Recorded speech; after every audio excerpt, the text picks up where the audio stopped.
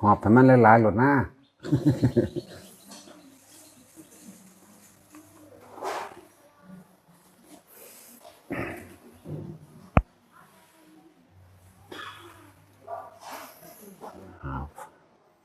การให้พรหรือการสาปแช่งบ่มีผลยัง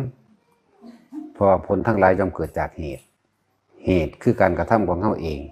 เหตุใหญ่เหตุแรกคือจิตใจเป็นใหญ่เป็นประธานหลายคนมาขอพรนั่นสิมันบ่ได้ตามที่ให้ดอกเราต้องสร้างเหตุคือการกระทำเขาเองอยากได้สิ่งใดเพียรพยายามกระทำเอาเองมันบ่ได้เป็นไปตามพรบ่ได้เป็นไปตามผู้ให้แล้วก็บ่เป็นไปตามขอแต่ว่าเป็นไปตามการกระทำครั้งแรกคือใจของเขาเองอยากได้อีหยังเนี่ยมีความพอใจแล้วฉันทะเกิดความพอใจในความอยากได้อยากดีอยากมีอยากเป็นในสิ่งนั้นวิริยะมีความเพียรมีความอดทนไปพร้อมจิตตะเอาใจใส่จดจ่อเลือกเฟ้นนั้นนี่วิมังสาหาว่าอันใดควรบ่ควรใดเป็นประโยชน์บ่เป็นประโยชน์เฮ็ดไปแหละการให้พรและการสับแช่งจริงบ่มีผลนี่คือธรรมะเป็นความจริงส่วนมากคนมันถูกหลอกลวงคิดว่าผู้นั้นผู้นี้สิให้พรแล้วสิได้เป็นไปตามนั้นนี่คือตัวเองคิดเอาเองเชื่อความคิดตัวเองจากการได้ยินได้ฟังมาตั้งแต่เกิดมันสิเป็นทั้งสั่นลองเอาธรรมะพุทธเจ้าเขามาใส่กับตัวเองเบิ่งวันกับความเป็นจริงประสบการณ์จริงในชีวิตจริงของไผของมันถ้าน้อมเขามาสู่ความจริงแล้วเขาก็สิเห็นความจริงนั่นแหละธรรมะแปลว่าความจริงของสิ่งทั้งปวงนั่นแหละจังว่าแต่ละคนนะอย่าว่าแต่เอาขึ้นคือบ่ให้พรนะเพิ่นก็ให้แต่แนวทางนั่นแหละก็ให้อายุอยากได้อายุเจ้าก็จะไปเบียดเบียนทำลายผู้ใดจะไปกินเหล้าเมายาตีอยากได้วรรณะเจ้าก็กินเฉพาะของที่มันมีสุขภาพตัวคือสีผิวนั่นแหละอายุวรรณะสุขะจากมีความสุขก็จะไปเบียดเบียนผู้อื่นใดผู้หนึ่งเสียชีวิตและทรัพย์สินตัวนั่นแหละอายุวรรณะสุขังพลังที่ว่ามานั่นนะมันเป็นคำเว้าซื่อๆได้อันนี้แต่ความจริงเราต้องเฮ็ดเองเด้อให้อายุยืนเด้อจังซี่มันก็บ่เป็นไปตามอยากให้ยืนดอกอยากยืนอยู่บ่100 กว่าปีข้างบังงอกแงกเสียบสายนั่นเสียบสายนี่อยู่นี่เนาะเอาแบบนั้นบ่นอนลากไปลากมาแก้ไปแก้มาอยู่นี่เนาะในรถเข็นสิป้อนข้าวป้อนน้ำก็สร้างสายยางอยากยืนอยู่แบบนั้นนั่นแหละ ให้เฮาพิจารณาให้มันเห็นความจริงทุกสิ่งทุกอย่างในโลกนี้หาความจริงแท้แน่นอนบ่ได้ดอกบ่จีรังบ่ยั่งยืนทุกอย่างเกิดขึ้นมาแล้วก็ไหลเข้าสู่ความแตกดับตายแต่เป็นคนก็ว่าตายเป็นสัตว์ก็ว่าตายต้นไม้ก็สูญหายเสื่อมสลายทุกสิ่งทุกอย่างนี่คือความจริงคำว่าสิ่งทั้งปวงแต่เฮามันฝืนความจริงเฮาบ่เห็นความจริงเห็นแต่ความหลอกลวงเห็นตั้งแต่ความอยากได้ของเจ้าของเป็นใหญ่นั่นแหละเป็นจังซั่นแต่ธรรมดาคนส่วนมากนั่นน่ะขี้เกียจอยากได้ดีอยากได้หยังก็คิดเอาหรือว่าไปหาขอจากผู้อื่นขี้เกียจอยากได้ดีมีที่ไหนบ่มีดอกมันมีแต่เฮ็ดเองเบิดน่ะจังได๋ทุกสิ่งทุกอย่างมันเกิดจากเหตุคือการกระทำของเฮาใจเป็นใหญ่ใจเป็นประธานจดจ่อคิดว่าอยากได้นี่ก็ลงมือกระทำเฮ็ดเอาตัวมีความเพียรมีความพยายามมีความอดมีความทนไปตัว เรื่องโลกก็เป็นจังซั่นแหละถ้าบ่มีความอดทนก็อยู่น้ำหมู่น้ำพวกบ่ได้มีความเพียรพยายามก็หาความสำเร็จแก่ตนบ่ได้นั่นจังซั่นแต่บ่มีจิตตะเอาใจจดจ่อในสิ่งพึงกระทำก็หาความสำเร็จบ่ได้วิมังสาเลือกเฟ้นพิจารณาอันนี้เป็นโทษนี่เป็นประโยชน์นั่นนี่ก็ว่าไปจังว่าคำว่าพรมันบ่ได้เป็นไปตามพรหรอกที่จริงพรคำของพระพุทธเจ้านะแปลว่าพละพละหยังคือกำลังอยู่ดีคือพจน์คือกำลังแห่งสติกำลังแห่งความเพียรกำลังแห่งความอดทนกำลังแห่งความพิจารณาคือปัญญานั่นแหละกำลังตัวนี้ต่างหากจังว่าอยากอยู่ดีมีสุขก็ต้องบ่เบียดเบียนทำลายผู้ใดผู้หนึ่งเสียชีวิตและทรัพย์สินตลอดทั้งคนและสัตว์นะเห็นความจริงว่าทุกคนเกิดมาตายเท่านั้นเลยนี่มองเสมอกันเพื่อตายนะ ส่วนป่วยจักสิป่วยอายุเท่ากันบ่นี่ต่างหากสัตว์ทั้งหลายเกิดขึ้นมาเท่าใดก็สร้างเจ็บไข้ได้ป่วยเป็นธรรมดานี่ไหมธรรมะไหมธรรมะคือธรรมดานี่นะทุกคนเกิดมาเก็บไข้ปวดป่วยห่อนหิวหนาวหาความเจียงแท้แน่นอนหาความจีรังอย่างยืนบ่ได้สิบ่ป่วยสิบ่ไข้บ่มีสิบ่ปวดบ่ห่อนบ่หิวบ่หนาวบ่มีนี่ไหมความจริงที่เป็นทุกข์ไหมแต่ว่าเฮาบ่อยากทุกข์เฮาก็เลยดิ้นรนหาแสวงหาเพราะว่าความกลัวนั่นแหละคนทั้งหลายย่านตายแต่ว่าย่านตายแล้วสิไปหนีไปลี้อยู่ไสมันจังสิบ่ตายนี่คือความจริงอันนึงนะแล้วก็บ่อยากเฒ่านี่ย่านเฒ่าเนี่ยก็ไปหาแนวมาลั่งมันไว้เฒ่าคือเก่าฮ้อนคือเก่าหิวคือเก่าหนาวคือเก่าตายคือเก่านี่แม่มองมันน่าสลดใจแม่แล้วเฮาสิดิ้นรนขวนขวายในความเห็นแก่ตัวไปเฮ็ดหยังปัจจัย4นี่แปลว่าเครื่องอาศัยของหมู่สัตว์ทุกๆคนมันก็พอมีอยู่ดอกบ่มีผู้ใดถูกจักคนดอกอยู่นี่ถูกจังถูกคอบ่พอซื่อที่ว่าบ่มีที่ทำมาหากินบ่มีจักคนดอกมีทุกคนที่ว่าบ่มีเสื้อผ้าอาหารกินบ่มีจักคนมีทุกคนที่อยู่อาศัยยารักษาโรคมันบ่รักษาดอกมันบรรเทาบ่ให้เจ็บไม่ปวดซื่อบรรเทาไปซ้ำตายนั่นแหละเครื่องอาศัยของหมู่สัตว์บัดนี้เฮาสิ่งที่นอกเหนือจากนั้นยศถาบรรดาศักดิ์เกียรติยศศักดิ์ศรีนี่เนี่ยตัวหลอกลวงเห็นบ่ตัวหลอกลวงตัวข่มเหงตัวอยากได้อำนาจตัวอยากมีอำนาจหารู้ไหมว่าการกระทำทั้งปวงบ่ได้หนีไปไสเด้อทำสิ่งใดได้สิ่งนั้นเด้เบียดเบียนเขาก็เบียดเบียนตัวเองนั่นแหละมันบ่ไปไสเด้ให้ร้ายเขาก็ให้ร้ายตัวเองนั่นแหละหลักของเขาก็หลักของตัวเองเด้อเป็นธรรมดาเอาแท้พวกเขาเห็นโลกนี้เป็นอนิจจังเป็นอนัตตาโลกนี้เป็นทุกข์ผู้ใดยึดกับทุกข์นึกว่าให้ทุกคนหาวิธีพึ่งพาตัวเองซะจะไปพึ่งพาสิ่งอื่นนอกจากตนเอาความจริงที่เขาประสบพบมานี่แหละคำว่าธรรมะแปลว่าความจริงของทุกสรรพสิ่งเกิดขึ้นแล้วดับเบิดเกิดขึ้นแล้วตายเบิดเสื่อมสลายทั้งเบิดบ่มีอย่างจีรังอย่างยืนแต่ว่าแบบนี้เฮาให้หาเครื่องอยู่วิธีเพิ่นสอนไว้มันก็ง่ายๆหนึ่งดอกเฮานี่เน้นย้ำอานาปานสติเน้นย้ำการอาศัยพึ่งตัวเองอานาปานสติรู้ลมเข้ารู้ลมออกบ่ว่าสิเป็นอานาปานสติสมถะสมาธิล้วนแล้วแต่เฮ็ดให้จิตตั้งมั่นคือความคิดของเฮาสิตั้งมั่นอยู่ในตัวเองซะก่อนเมื่อมันมีความตั้งมั่นแล้วความพิจารณามันจะเกิดขึ้นเองพิจารณาเห็นหยังเห็นความบ่เที่ยงแท้แน่นอนของทุกชีวิตสรรพสัตว์แล้วก็เห็นความบ่เที่ยงแท้แน่นอนของตัวเองกายนี่เฮาเข้ามายึดในกายนี่เฮาก็เห็นละกายนี่บ่เที่ยงแท้แน่นอนเจ็บไข้ปวดป่วยเดินทางเข้าสู่ความเฒ่าชราและตายเป็นที่สุดบางคนบ่ได้เฒ่าซ้ำตายก่อนเนี่ยเดินทางเข้าสู่ความตายนี่ว่าความเกิดก็คืนสู่ความเกิดกับคู่ความดับนั่นเองอย่างสั้นสิ่งที่โลเล่หลอกลวงเฮาที่สุดก็คือใจกายนี่มันตัวเฮาบ่ได้เด้กายนี่ตัวบ่ได้แต่ว่าความคิดทั้งนี้ตัวเฮาตลอดเนาะกายนี่ตัวบ่ได้ดอกปวดก็คือปวดป่วยก็คือป่วยเจ็บก็คือเจ็บหิวก็คือหิวห่อนก็คือห่อนหนาวก็คือหนาวแล้วสุดท้ายเนี่ยกายนี่บ่หลอกลวงตายเบิดตายแต่ว่าใจนี่หลอกลวงที่สุดนี่แหละจังว่าเหตุจังใดเฮาสิมีความตั้งมั่นคือเหตุหาวิธีให้ใจของเฮาตั้งมั่นเพื่อสิเห็นเห็นหยังเห็นความจริงเพิ่นเรียกว่าวิปัสสนาคือการพิจารณาหาความจริงนั่นแหละรู้แจ้งเห็นจริงตามความเป็นจริงของสิ่งทั้งปวงสิ่งใดสิ่งหนึ่งเกิดขึ้นเป็นธรรมดาสิ่งนั้นก็ดับเป็นธรรมดาสิ่งทั้งปวงเกิดขึ้นแล้วทั้งปวงนี่ดับทั้งหมดเสื่อมสลายทั้งหมดถ้าเฮาเห็นความนี้แล้วมันก็บ่อยากไปข่มเหงรังแกไผละก็คือว่านั่นแหละจะลืมว่าทำสิ่งใดๆสิ่งนั้นย้อนกลับขึ้นมาหาตัวเองเบิดเด้กิเลสตัวมันหยาบๆอารมณ์ตัวมันหยาบๆเฮาเทียบเวลาเฮาโกรธเกลียดเครียดแค้นบุคคลผู้ใดผู้หนึ่ง เฮาสิคิดนึกถึงรูปร่างหน้าตาลักษณะท่าทางคำเว้าและความรู้สึกใส่เขา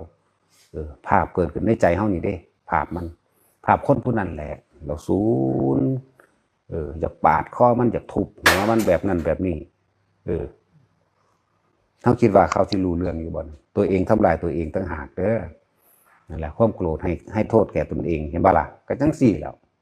มันบ่ได้ไปให้โทษไผหรอกให้โทษเจ้าของนี่แหละนั่นแหละสัตว์โลกเป็นไปตามกรรมคือการกระทำของตนเองบ่ได้เป็นไปตามไผสาปแช่งและให้พรบ่เป็นไปบ่มีผู้ใดสาปแช่งให้ตกนรกขึ้นสวรรค์ได้ดอกให้พรให้ขึ้นสวรรค์ได้หรอกหรือให้พรให้เจ้าสำเร็จเด้อให้เจ้าร่ำรวยเด้อลูกหลานเอ้ยจังซี่ทุกอย่างมันต้องเกิดจากเหตุคือคนผู้นั้นต้องมีความเชื่อมั่นในตัวเองแล้วก็มีความเพียรพยายามในการกระทำมีความอดทนมีการเสาะแสวงหามันจึงได้มาเลยบ่ได้แม่นว่าได้ไปตามพรเลยนั่นแหละคนส่วนมากขี้เกียจแต่ว่าจากได้ดีเป็นจังซั่น ก็เลยแล่นหาพึ่งสิ่งศักดิ์สิทธิ์ซึ่งคำว่าศักดิ์สิทธิ์มันแปลว่าสำเร็จมันบ่ได้แปลว่าให้ผู้ใดผู้หนึ่งมาเป่าให้เสกให้ดลบันดาลให้ที่สำเร็จแปลว่าสำเร็จบุคคลผู้ใดผู้หนึ่งกระทำสิ่งใดสิ่งหนึ่งแล้วเกิดความสำเร็จผู้นั้นแหละคือผู้ศักดิ์สิทธิ์เฮ็ดหน้าสำเร็จก็ศักดิ์สิทธิ์แปลว่าสำเร็จจากการเฮ็ดหน้าเฮ็ดสิ่งใดสิ่งหนึ่งเกิดคือความสำเร็จนี่แหละพลิกขึ้นมาใหม่อยากให้ทุกคนนั่นเปลี่ยนความเห็นใหม่แน่เปลี่ยนความเห็นใหม่คำว่าพระพุทธเจ้านะเพิ่นสำเร็จพระโพธิญาณสำเร็จเป็นพระเจ้าเพิ่นก็ศักดิ์สิทธิ์คือศักดิ์สิทธิ์คือเพิ่นศักดิ์สิทธิ์เด้เพิ่นสำเร็จของเพิ่นเด้บ่แม่นเพิ่นสิเอาสิพวกเฮาไปเข้าใจว่าเพิ่นสิเสกความสุขให้ผู้ใดได้เด้เสกสวรรค์ให้ผู้ใดได้ฮอดคนไปนิพพานได้บ่เฮาเฮ็ดเองเบิดเพิ่นบ่ได้เอาความรวยความปราศจากโลกให้ไผได้เด้แต่เฮาพิจารณาตามความเป็นจริงแล้วเพิ่นก็เก็บเพิ่นก็ปวดเพิ่นก็ป่วยคือเฮานี่เด้แต่ว่าเฮานั่นน่ะขี้คร้านอยากว่าขี้เกียจอยากได้ดีอยากมีผู้อื่นน่ะเสกให้แต่ว่าได้ตัวเพิ่นเองก็ปวดหัวเป็นประจำปวดหลังเป็นประจำมั่งหิวร้อนหนาวคือกันนี่แหละมีไข้คือกันนั่นแหละนี่คือความจริงที่ในชีวิตของทุกๆคนที่ประสบเหตุเป็นอยู่นี่แม่มันสมควรหรือบอกว่าเฮายังอยากปรารถนาได้นั่นเป็นนี่อยู่นี่แม่ยากหนักหนาเด้อพระพุทธเจ้าแต่ละพระองค์สิอุบัติขึ้นเกิดขึ้นใดแต่เฮาไม่เห็นแล้วเนี่ยคือว่าเฮ็ดตามหลักธรรมคำสอนเพิ่นว่าสัมมาทิฏฐิเนี่ยมีความเห็นถูกต้องโดยชอบธรรมคือเห็นตามความเป็นจริงในสิ่งทั้งปวงเด้คำว่าถูกต้องโดยชอบธรรมนะเห็นว่าทุกสิ่งทุกอย่างเกิดเท่าใดดับเท่านั้นนี่ก็แม่นอันนึงเห็นบ่ล่ะเห็นว่าการไม่ทำร้ายเบียดเบียนผู้ใดผู้หนึ่งเสียชีวิตและทรัพย์สินเป็นความสุขอย่างยิ่งนี่ก็เห็นอันนึงนี่เห็นบ่สัมมาทิฏฐิแล้วนี่เป็นความเห็นที่ถูกต้องแล้วถ้าเฮาบ่ไปเบียดเบียนไผเฮาก็เป็นอิสระปราศจากบุคคลที่ปราศจากความระแวงปราศจากความสงสัยปราศจากหลายอย่างเด้นี่อิสระที่หนึ่งการไม่ทำร้ายเบียดเบียนผู้ใดผู้หนึ่งเสียชีวิตและทรัพย์สินตลอดทั้งคนและสัตว์อิสระที่หนึ่งล่ะเด้นี่นั่นเป็นอริยะเข้ามาล่ะเด้นี่เป็นจากจิตพี่เด้เลยบอกห่วงเลยบอกกังวลบ่ได้วิตกวิจารวิจัยไผทั้งใดก็สง่าผ่าเผยแม่นกิริยาทางกายและวาจาสิโป่งๆเบ้งๆไปแนวใดก็สร้างใจเขาบ่มีย่อมบ่มีเจาะจงบ่เกลียดไผเป็นธรรมดาไปเนี่ยคนมันเป็นอิสระมันก็เป็นจังซั่นอิสระที่หนึ่งสัมมาทิฏฐิสัมมาสังกัปโปการประสบพบหน้าคือความคิดแบบนี้เห็นปั๊บคิดปั๊บนี่นะหรืออื่นว่าสัมมาสังกัปโปดำรินั่นแหละดำริคือตาเห็นปั๊บเฮาสิคิดไปทางใดนั่นดำริทางใดดำริทางบ่เบียดเบียนอยู่แล้วล่ะนั่นสัมมาวาจาก็ดีไปเองกัมมันโตการกระทำก็โดยชอบทำไปเองไม่เป็นไปเพื่อการเบียดเบียนทำลายผู้ใดผู้หนึ่งเสียชีวิตทรัพย์สินคือกันสัมมากัมมันโตสัมมาอาชีวะก็ประกอบอาชีพโดยทำบ่เบียดเบียนคือกันนั่นสัมมาวาจาโมก็มีความเพียรชอบโดยทำคำว่าเพียรชอบก็ถือผู้ใดก็มักด้วยแต่เฮาบ่เบียดเบียนเนาะเขาก็ชอบเฮาคือกันแล้วสั้นแล้วนั่นแหละเดี๋ยวตัวนี้บัดนี้สัมมาสติเนี่ยระลึกมันร่วมมานี่มันร่วมมาใหญ่ละบัดสัมมาสติคือความนึกถึงนั่นแหละนึกถึงยังว่าสัตว์โลกเป็นไปตามกรรมทำสิ่งใดได้สิ่งนั้นมั่งนึกถึงว่าการไม่เบียดเบียนให้ผู้ใดผู้หนึ่งเสียชีวิตทรัพย์สินตลอดทั้งคนและสัตว์นะครับเป็นที่สุขอย่างยิ่งเป็นสงบแล้วสบายแล้วจริงๆ เนี่ยสติสตินอกๆซะก่อนสติระลึกกว้างๆซะก่อนเป็นความเห็นโดยกว้างๆไหลเข้ามาแต่ว่าบัดนี้เฮาเข้าใจแล้วว่าโลกเดินทางเข้าสู่ความแตกดับทุกคนเกิดมาเดินทางเข้าสู่ความตายทุกสิ่งทุกอย่างบ่เที่ยงแท้แน่นอนเฮาก็เห็นแล้วรู้ว่าเกิดมาตายรู้ว่าทุกคนหนีบ่พ้นความตายแต่ว่าความคิดมันยังหลอกลวงให้พยายามหนีอยู่เขาก็เลยมีสติตัวหนึ่งเขามาอยู่สติให้อยู่กับลมหายใจ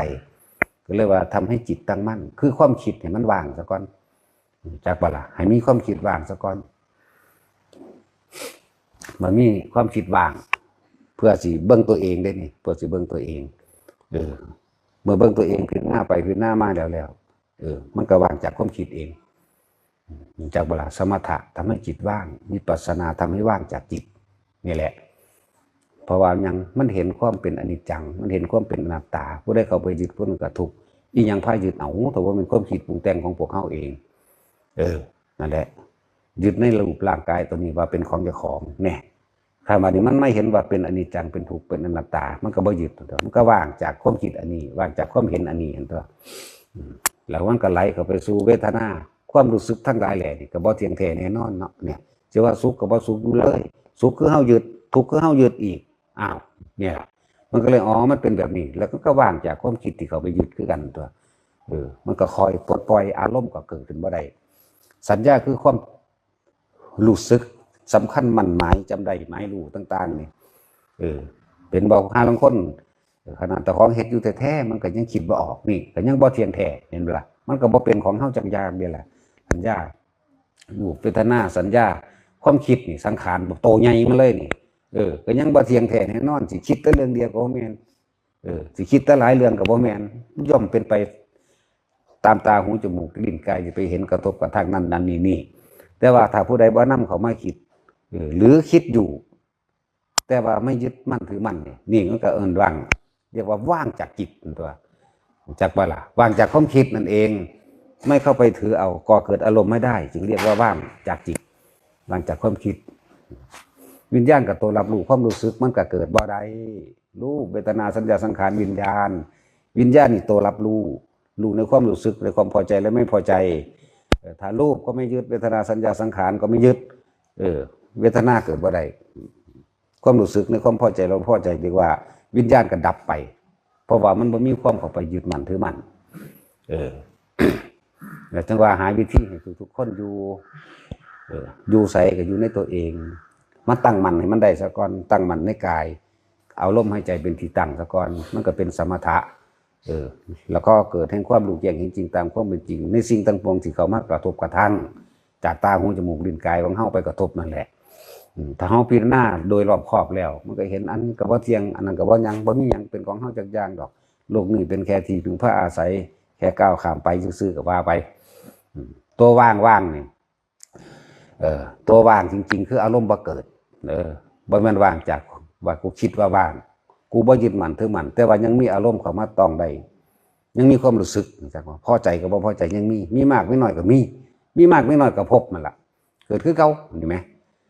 นี่แหละจักว่าทุกคนยืนยันตัดสินตัวเองในการฝึกหัดปฏิบัติตัวเองมันบ่มีผู้ใดมาเบิ่งความคิดเฮาได้ดอกนั่นเป็นวัฏกรรมซื่อดอกจังซั่นน่ะพระพุทธเจ้ารู้หมดก็เฮาบ่ทันเพิ่นตัดออกไปซะก่อนจักบ่ล่ะนี่แหละก็เลยต้องสังเกตตัวเองเอาตัวเองวัดตัวเองโลดยังก็ดีคำว่าพระอริยะนี่วัดด้วยไม่คิดเบียดเบียนทำร้ายผู้ใดผู้หนึ่งเสียชีวิตและทรัพย์สินตลอดทั้งคนและสัตว์เนี่ยบ่มีเลยเด้บ่มีเลยหมดน้อยตัวหนึ่งเฮาก็บ่ดูถูกเหยียบยามนอนเฮาก็บ่ดูถูกเหยียบยามคนดีคือคนเลวเฮาก็บ่ดูถูกเหยียบยามเฮาก็บ่ใส่ให้ค่าอิหยังเฮาสิเห็นว่ามันเป็นจังสันของมันเนี่ยเฮาสิเห็นสิ่งทั้งปวงมันก็เป็นแค่เครื่องของพานเฮาบ่ได้ไปบังคับความคิดผู้ใดได้เฮาสิบ่ไปเฮาบ่สามารถที่สิไปปล่อยวางผู้ใดได้มื้อนี้เฮาเห็นคนสิเลยเฮาก็เลยบ่ดูถูกแม้แต่คิดก็ยังบ่มีเด้อันเรื่องทำร้ายเบียดเบียนผู้ใดผู้หนึ่งชีวิตและทรัพย์สินแค่คำเว้าคำจานี่กิริยาภายนอกอาจจะพอเป็นการตักเตือนและสั่งสอนก็นั่น เป็นวิสัยของผู้เป็นครูต่างหากคือพระพุทธเจ้าเพิ่นเว้าเราจะขนาบแล้วขนาบอีกเห็นบ่ล่ะเราจะไม่ทำกับพวกเธออย่างอ่อนนุ่มอย่างทนุถนอมเห็นบ่ขนาดแล้วขนาบอีกก็เพิ่นเป็นครูเพิ่นเห็นมาเบิดแล้วแหละนั่นแหละแล้วเฮาเห็นพระบางองค์เพิ่นด่าเพิ่นให้จังซั่นจังซี่สิว่าเพิ่นให้เพิ่นใจให้อย่าไปตัดสินแทนเพิ่นเข้าใจบ่เฮาบ่แม่นเพิ่นเฮาบ่ได้อยู่ในความรู้สึกนั้นเพิ่นบ่ได้มีความรู้สึกนั่นแหละจึงบอกว่านี่แหละคำว่าธรรมะคือสิ่งทั้งปวงนี่แหละสัพเพธัมมานี่เห็นบ่ล่ะนี่แปลว่าจังไดนี่สัพเพนี่คือทั้งเบิดนี่แหละธัมมานี่คือสิ่งทั้งปวงเลยไม่ควรเข้าไปยึดมั่นถือมั่นเห็นไหมนี่แหละมันมาร่วมปาไตรปิฎกทั้งเบิดได้ไหมตาหูจมูกลิ้นกายประสบการณ์ของเฮาผ่านพบมาเบิดทุกอันทุกอย่างนั่นแหละเฮาสิปล่อยหรือบ่ปล่อยอยู่ที่เฮาต่างหากแม้ข้อวัดปฏิบัติบางอย่างเฮาก็บ่ได้ถือเข่งขัดและเครียดทำให้บ่อยทำมากในความหมายของเฮาคือการรู้ลมการมีสติมาอยู่กับตัวเองได้บ่แม่นว่าทำให้บ่อยด้วยการนั่งสมาธิเป็นเวลานานๆเคร่งเครียดหรือการอดอาหารหรือการเดินจงกรมเคร่งอยู่ในข้อวัดอย่างหนึ่งเนี่ยมันยังหยุดจากว่าเมื่อเฮาเน้นทั้งจิตเน้นทั้งความคิดเลยกลับเข้ามาอยู่ในลมหายใจเฮาสิเห็นดอกคิดไปพูดแล้วนั่นความคิดก็บ่เป็นของเราเห็นบ่สังขารไม่เป็นของเราเข้ามาอยู่มั่งบ่อยู่มั่งอยู่มั่งบ่อยู่มั่งนั่นแหละเกิดนั่นแหละดับก็เลยนั่นแหละอนิจจังนั่นแหละอนัตตาเกิดดับเกิดดับและแค่ปฐมฌานมันก็รู้แล้วนะคำว่าปฐมฌานวิตกคือวิตกคือมาวิตกอยู่กับลมหายใจเขาออกวิจารกับสื่อต้อนเมืองปิติเกิดนี่หรืออยู่น้ำตัวเองบัดนี้ปิติเกิดคือเอาความรู้สึกมาอยู่กับตนแล้วเป็นอุเบกขาเวทนาได้มันจะเกิดได้จากว่าล่ะปิตินี่ต้องเกิดจากความหยุดคิดถึงบุคคลสัตว์สิ่งของอารมณ์พอใจและไม่พอใจย่อมเกิดไม่ได้เพราะเฮาบ่คิดไปเลื่อนวิตกวิจารปิติเกิดเห็นอยู่แค่นี้แล้วมันจะเป็นไปเองดอกมันสิเป็นไปเองต่อไปนั่นน่ะมหาตจับร่มก็ได้เวลาใดที่เฮานิ่งอยู่กับกายหรือจดจ่อต่อหน้าแห่งการงานปิติก็เกิดเองนี่ก็อยู่กับตัวเองได้คือเก่าบาดมันคิดออกปั๊บนั่นมันก็เห็นตัวว่ามันไปเกิดกับผู้นั้นไปคิดกับผู้นั้นแล้วก็ดึงขึ้นมาไว้นี่ก็เห็นความเกิดดับได้แล้วเวลาใดขณะใดที่เฮาความคิดนี่แม้นจะมีเป็นธรรมดาบัดตัวนี้แต่ว่าอารมณ์เกิดไม่ได้นั่นแหละว่างจากจิตจากว่าล่ะมันจะเป็นไปของมันเองดอกในชั้นที่1ในชั้นที่2ในชั้นที่3ในตัวที่4นะครับเอาไว้ตั้งหากนั่นอย่าเพิ่งไปบืนใส่มันเป็นเอาเองมันจะเข้าไปดับของมันเองดอกนั่นแยกกายแยกจิตจังซั่นจังซี่มีแต่ว่าถะกรรมคือมาเบาให้กันมันพอสำนึงนี่ดอกเบิ่งอยู่เดียวนี่ผู้ที่เข้าจังซั่นได้หูมันเอาเป็นเอาตายปฏิบัติผิดปฏิบัติถูกปฏิบัติหนักแลกเป็นแลกตายมาไปแห้งแล้วดีก็เลยบอกทุกคนว่าซ้ำใดซ้ำหนึ่งอย่าเพิ่งเว้าหยังเถอะแต่เฮาแค่เตือนไว้ว่ากูเฮ็ดเป็นล้านเทื่อแล้วล้มลุกนี่เป็นล้านเทื่อแล้วบ่แม่นว่าแค่2เทื่อ3เทื่อหรือ100เทื่อสิเอามาคุยว่าบ่แม่นเด้ล้มลุกคุกคานอยู่หม่องโซเป็นโซตายมาไปแห้งแล้วเด้เวลามันสิเป็นมันสิดึงดูดของมันเป็นเองดอกนะศรัทธาธรรมดาก็อย่างหนึ่งเวลามันศรัทธากล้ามันสิอาจหาญอันนี้หมายถึงเป็นออกมาแล้วจังเว้าได้เด้นี่เฮามาระลึกเอาที่หลังจังมาประมวลสรุปบ่เป็นคำเว้าหรือว่าบอกแนวทางให้ฮู้ว่ามันเป็นแบบนี้ซื่อๆแต่หากบ่ได้ยึดบ่ได้เอามาตรฐานของตนไปวัดผลของไผแล้วก็บ่เอามาตรฐานของไผมาวัดผลของตนคือกันเพราะว่าเฮาบ่ยึดจักอย่างแม่แต่ว่าล่ะเฮาบ่ไปนำคำเว้าไผเด้ฟังรู้ไว้ใช่ว่าแล้วพิจารณาเฮาเป็นแบบนั้นแบบนี้บ่นี่เพื่อที่จะสละออกเท่านั้นเด้ก็เป็นแนวทางไว้แก้ตนว่าตนติดแบบนั้นตนติดแบบนี้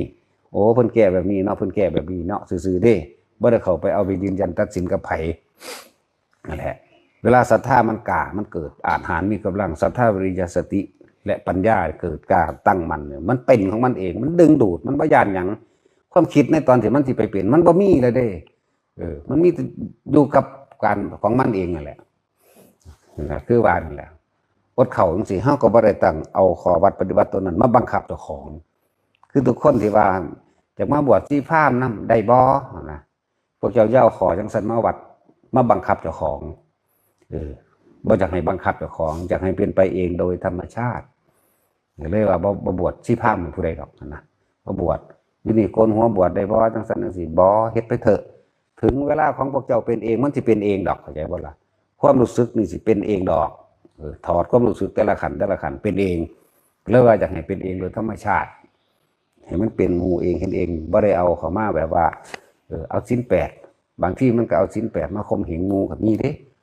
บางทีมันก็เอาศีล8มาว่าโอ๊ยผิดอันนี้กูบ่กล้าเฮ็ดนี่เลยเกิดกลายเป็นทุกข์ใจก็มีเด้นั่นแหละเฮาจึงบ่ได้ว่าคำว่าศิรพตุปาทานเฮาก็บ่ได้ให้ยึดและให้อยู่โดยธรรมชาติของขอให้อยู่กับตัวเองเถอะอยู่กับลมหายใจเข้าออกมั่งอยู่กับปิติมั่งเล่นอยู่กับลมมั่งเล่นอยู่กับจุดอุณโลมหรือปิติตัวนั้นมั่งอยู่ในตัวนี่แหละมันนั่งสิเห็นดอกคำว่าเกิดคำว่าดับคำว่าอนิจจังทุกขังอนัตตาคำว่าวิปัสสนาแปลว่าจังใดรู้แจ้งเห็นจริงตามความเป็นจริงของธรรมชาติทั้งหลายในสิ่งทั้งปวงนี่ไม่มีสิ่งใดสิ่งหนึ่งที่เที่ยงแท้แน่นอนมันรู้เข้าไปนี่คำว่าว่างจริงๆนะมันบ่มีคำเว้าดอกนี่แหละให้มันถอดเอาเองแบบนั้นแต่คนมันได้อีหลีนั่นน่ะจากอนาคามีขึ้นไปบวชเบิดนั่นแหละถ้าผู้มีอุปนิสัยเด้ถ้าบ่มีอุปนิสัยแล้วตายมื้อนั้นโลดแต่ได้อรหันต์พร้อมเนี่ยบ่ขาดแบบนี้แหละจริงๆอันนี้มันเป็นของมันเองดอกเนี่ยคำว่ามันเป็นของมันเองก็เริ่มต้นจากการอยู่ในตนเองแหละซะก่อนถึงเฮาเฮ็ดมาเบิดแล้วแต่ว่าเฮาบ่ได้ไปยืนยันกับไผว่าเบิดหรือบ่เบิดเพียงแต่ว่าบ่อยากพูดให้เนิ่นซ่าบ่อยากให้เนิ่นซ่าบ่อยากให้ไปหลงคือเคยเป็นมาไปหลงจากได้ฤทธิ์ได้เดชจากหูทิพย์จากตาทิพย์ก็ได้แล้วก็ยังบ่อาจสามารถดับวิญญาณเจ้าของได้เข้าใจบ่ล่ะดับอารมณ์ความรู้สึกน่ะดับวิญญาณนั่นน่ะก็ยังมีความพอใจแล้วบ่พอใจอยู่มั้ยได้แล้วก็ดีบ่แม่นว่าบ่ได้บ่แม่นว่าบ่เห็นบ่แม่นว่าบ่ฮู้เด้สัมผีสางนางไม้เทวดามันสิไปยากหยังเห็นแล้วก็แค่นั้นเด้บัดนี้ซ้ำเห็นความคิดผู้อื่นจังซี่ก็สิไปยากหยังเห็นความคิดเจ้าของแล้วจิตตั้งมั่นหยุดได้มันก็เห็นความคิดผู้อื่นตัวแต่สิไปเดือดร้อนอีหยังกับเขาเฮาผูกความคิดเขาไว้บ่ได้เฮาเอาความคิดเขามามัดใส่เสาไว้บ่ได้เด้มันก็เลยนั่นแหละสิ่งทั้งปวงไม่ควรเข้าไปยึดมั่นถือมั่นมันก็ปล่อยเองมันก็ว่างเองนั่นแหละว่างบ่แม่นว่างโดยเว้าอันนี้เว้าให้ฟังซื่อเข้าใจบ่ล่ะนั่นแหละบัดนี้ทุกคนอย่าพันเด็ดเดียวพ่อดอกก็เลยว่าอย่าเอาขอวัดปฏิบัติอันตัวนั้นน่ะขอวัดศีลวัดศีลพจน์ทั้งหลายมาข่มตัวเองเพื่อให้เกิดความเดือดร้อนในใจก็เลยว่าอยู่นี่บ่บวชศีล8ให้ดอกพวกเจ้าค่อยๆถือไปเฮ็ดไปมันสิจางมันสิว่างมันสิคลายของมันเองเมื่อถึงของมันเองพวกศีล8จริงๆเลยนั่นน่ะเป็นเองคือบ่กินข้าวก็บ่กินเองเลยตะเว้นเที่ยงหัวปั๊บบ่กินเองเลยอารมณ์ทางกามรักใคร่ความอยากได้อยากเป็นบ่มีเลยได้บาดนี้เนี่ยมันสิเป็นเองของมันดอกก็ยังว่าอยู่ว่าต้องมาเว้าดอกว่าได้สกิทาคาอนาคาว่าต้องเว้ามันบ่ได้หยังจักว่าล่ะเนี่ยผู้ได้คุณธรรมตัวนั้นยิ่งบ่เว้าจักว่าหังบ่เว้าหังปิดบังตนเองไว้ตลอดงุบงิบไปอ่อนน้อมถ่อมตนคำเว้าคำจาสาระสรวยบ่เป็นไปด้วยการเบียดเบียนทำลายผู้ใดเสียชีวิตทรัพย์สินเด้มันเป็นของมันเองง่ายๆดอกนาขอให้ทุกคนตั้งมั่นในตนเองซะอาศัยอานาปานสติและทุกคนบ่ทันได้สามารถขาดออกจากความอาลัยในลูกในผัวในเมียในหลานเหลนหล่อนทรัพย์สมบัติหนี้สินจักว่าล่ะก็เลยว่าค่อยๆสะสมไปเรื่อยๆซะและอีกอย่างนึงก็คือว่าทุกคนทรงชาติทรงไว้เฮ็ดหยังในคำสอนที่เพิ่นบอกไว้ว่าเหตุแห่งความสมปรารถนาทุกคนสิมีปมด้อยหรือว่าอันใดหนึ่งที่ขัดข้าในหัวใจเจ้าของเองอย่างว่าเรื่องหนี้สินหรือว่าเรื่องบ่สมหวังในสิ่งใดสิ่งหนึ่งก็เลยต้องพวกเจ้านะอาศัยอานาปานสติเถอะหนึ่งม่านทั้งหลายบ่ว่าสิเป็นกิเลสม่านคันธม่านอย่างม่านก็แล้วแต่เถอะว่าสามารถทำลายเราได้เพราะจิตเราสงบเมื่อจิตสงบแล้วย่อมเกิดบุญเมื่อเกิดบุญแล้วเหมือนว่าเจ้ากรรมนายเวรเวลาจะให้ผลกับเฮาเองอกุศลกรรมเมื่อจะมาให้ผลไม่อาจสามารถให้ผลได้เปรียบเทียบคือคนมาเอาหนี้พอดีเฮาก็มีเงินให้มีบุญนั่นแหละโลกทิพย์มันเป็นทั้งสั้นได้บุญแล้วไปจากล้านก็ลดเหลือลงมาหน่อยลงค้นขวางในการอาชีพการงานมันก็หน่อยลงอาชีพการงานก็เลยค่อยๆดีขึ้นเจริญขึ้นเลยทุกคนเฮ็ดนี่แหละเลิกว่าให้ทุกคนทรงฌานไว้เด้อเจริญฌานไว้เด้อก็อาศัยอานาปานสตินี่แหละ บุญมันเกิดเขาก็คอยทยอยออกที่นี่คือคนขายของขายยังก็แล้วแต่บ่ต้องไปถ้าบ่มีครูมาซื้อของดีเหมือนกันโลดนั่งดูลมหายใจโลดยืนดูลมหายใจยืนเดินนอนนั่งลมหายใจโลดมันสิคอยเป็นของมันเองเด้อนั่นแหละเดี๋ยวมันจะเงินก็สิบ่ขาดมือเองดอกนี่เลยคือเรื่องโดยเหตุแห่งความสมปรารถนาสู่ตัวนี้ว่าได้ดอกนะเนี่ยเหตุอยู่จังซี่เรื่อยเจ้ากรรมนายเวรก็ทยอยออกเทวดาก็เริ่มรักใคร่เข้ามาอีกสถานที่นั้นเป็นทิพย์เป็นมงคลเด้นั่นแหละจังหวะทุกคนเหตุไปพอท่านไม่มีผู้ใดกล้าเด็ดเดียวเขาสิถิ่มปึ๊ดขาดออกมาเลยดอกก็เลยว่าอย่าเอาอันนั้นอันนี้มาตั้งบังคับใจของเจ้าของเถอะให้มันเป็นไปโดยธรรมชาติเห็นได้ชำไหนก็รู้ได้ตัวเองชำนั้นแหละเป็นทั้งสั้นเอาละพ่อ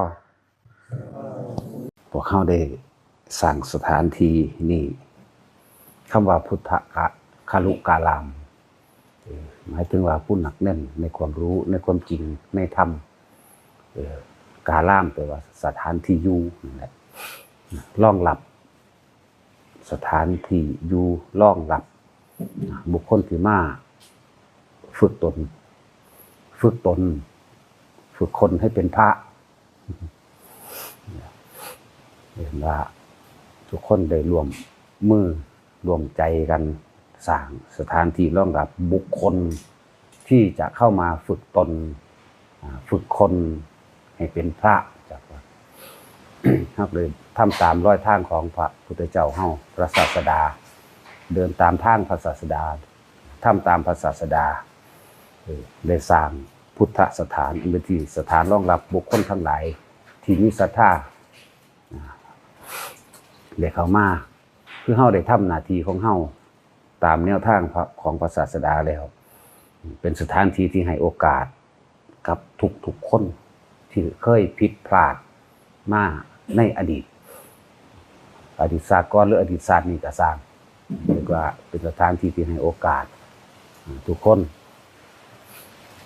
เฮาได้ทำหน้าที่รับใช้ธรรมส่งต่อธรรมตามรอยทางพระศาสดาแล้วคือการได้ให้หมู่บุคคลทั้งหลายได้เข้ามาบวชได้เข้ามาเปลี่ยนแปลงตนเองได้เข้ามาฝึกตนเองเรียกว่าเป็นสถานที่ที่ให้โอกาสกับคนทุกๆคนถ้าพุทธศาสนาบ่ให้โอกาสแล้วไผสิไปให้โอกาสกันก็เลยว่าเฮาสถานที่นี้เป็นสถานที่ที่ฝึกตนฝึกคนให้เป็นพระเฮาเป็นตัวแทนในการ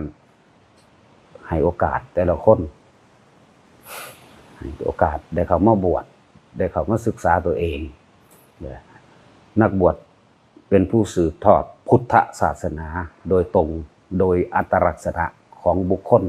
โกนผมโกนหนวดโกนเข้าห่มผ้ากาสาวพัดนี่เรียกว่าเป็นอัตลักษณะแห่งผู้บำเพ็ญในพุทธศาสนาเฮ็ดแบบนี้ เฮาก็ได้ทำหน้าที่บวชให้ทุกคนแล้วคือให้โอกาสแล้วอยู่ที่ว่าบุคคลคนนั้นสิให้โอกาสตัวเองบ่เนี่ยตัวสำคัญมันนั่นน่ะคือตัวเองต้องให้โอกาสตัวเองต้องศึกษาตัวเองได้บัดนี้ เฮาบ่อาจสามารถเปลี่ยนความคิดของผู้ใดได้เพราะความคิดเป็นของบ่มีรูปร่างตัวตนเป็นของที่อยู่ในของบุคคลคนนั้นคือความยึดมั่นถือมั่นของไผของมันเฮาได้ทำหน้าที่ส่งต่อสืบทอดหมายถึงให้ทุกคนได้บวชโดยบ่ได้กดดันอีหยังแต่บุคคลผู้นั้นสิกดดันเจ้าของก็เองก็เป็นเรื่องความคิดเขาเฮาบ่อาจสามารถเปลี่ยนความคิดไผได้ให้โอกาสแต่ละคนเข้ามา นี่แหละจังว่าบ่จำเป็นต้องพยายามไปเปลี่ยนความคิดไผในความพยายามที่สิเปลี่ยนความคิดของบุคคลผู้อื่นนั่นคือความยึดมั่นถือมั่นของเจ้าของเองเด้อเพราะความคิดเนี่ยบุคคลผู้นั้นต้องหาวิธีควบคุมตนเองให้จื้อคำของพระพุทธเจ้าไว้โลดคำว่าอาคาตาโรตถาคโตนี่แม้เราตถาคตก็เป็นแต่เพียงผู้บอกทางเท่านั้นเนี่ยเฮาสิไปเปลี่ยนความคิดเขาเปลี่ยนบ่ได้ดอกบุคคลผู้นั้นต้องศึกษาด้วยตัวเองศึกษานี่คือศึกษาใจเจ้าของเองว่ามันศึกษาใจผู้อื่นเด้แล้วจังว่าเฮาทำหน้าที่ได้ สมบูรณ์เต็มที่ตรงที่ว่าให้ทุกคนได้มีโอกาสได้เข้ามาบวชหลายคนผิดพลาดได้หลายอย่างนั่นแหละมากแต่ว่าอยากได้โอกาสสถานที่นี้จึงเป็นสถานที่ให้โอกาสหลวงพ่อให้โอกาสแต่ว่าบุคคลผู้นั้นสิเสียโอกาส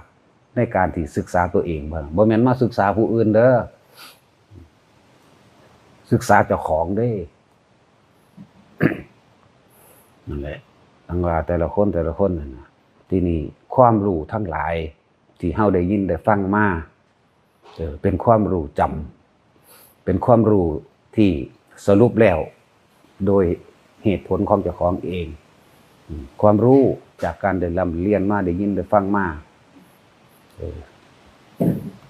ส่วนมากมันสิยึดมั่นถือมั่นมากเพราะแห้งแล้วจากว่าล่ะตัดสินยืนยันโดยความคิดเห็นของเจ้าของเป็นไงแล้วจากความพอใจของเจ้าของแล้วจากศีลพตุปาทานคือการได้ยินได้ฟังได้รู้ได้เห็นมาแล้วแต่ก็อัตตะอวุทุปาทานนี่ยึดมั่นไว้ในความรู้สึกของตนว่าอันนี้ถูกอันนี้ผิดเดี๋ยวจึงบอกว่าแต่ละคนนั่นที่มันมีความเห็นของตนเรียบร้อยแล้วเฮาจึงบอกว่าเฮาบ่สามารถจะไปเปลี่ยนความคิดเห็นของผู้ใดได้บุคคลผู้นั้นต้องเข้าไปถอนตัวเองเฮาถอนบ่ได้แต่เฮามีหน้าที่แค่ว่าได้ทำหน้าที่หยังหน้าที่ให้โอกาสทุกคนได้เข้ามาบวชเมื่อเขามาบวชแล้วบุคคลผู้นั้นสิศึกษาตัวเองหรือสิศึกษาผู้อื่นเด้อถ้าศึกษาตัวเองต้องทำกรรมฐานอันใดอันหนึ่งอยู่ในตนอย่าเอาความรู้สึกออกจากตน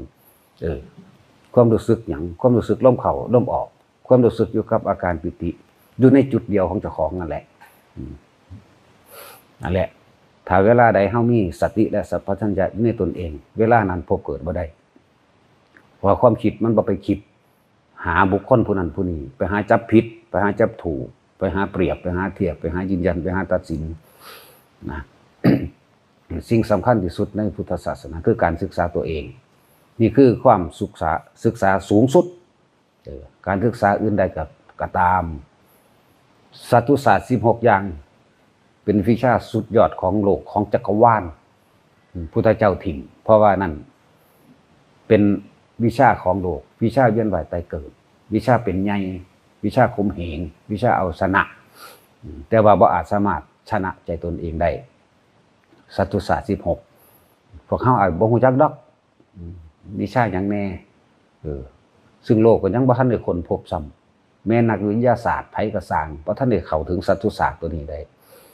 ขนาดนั้นพุทธเจ้าเพิ่นก็ยังถิ่มเนี่ยเลยมาหาศึกษาพุทธศาสตร์วิชาแห่งผู้รู้ทั้งหลายที่สิออกจากทุกข์ได้จังว่าแต่ละคนอย่าไปยืนยันอย่าไปตัดสินผู้นั้นผิดผู้นั้นถูกตัวเองนั่นแหละกำลังยึดมั่นถือมันผู้นั้นผิดตัวเองได้นั่นกำลังผิดกำลังยึดผู้นั้นถูกกับตัวเองได้นั่นเป็นผู้ไปยึดมั่นถือมัน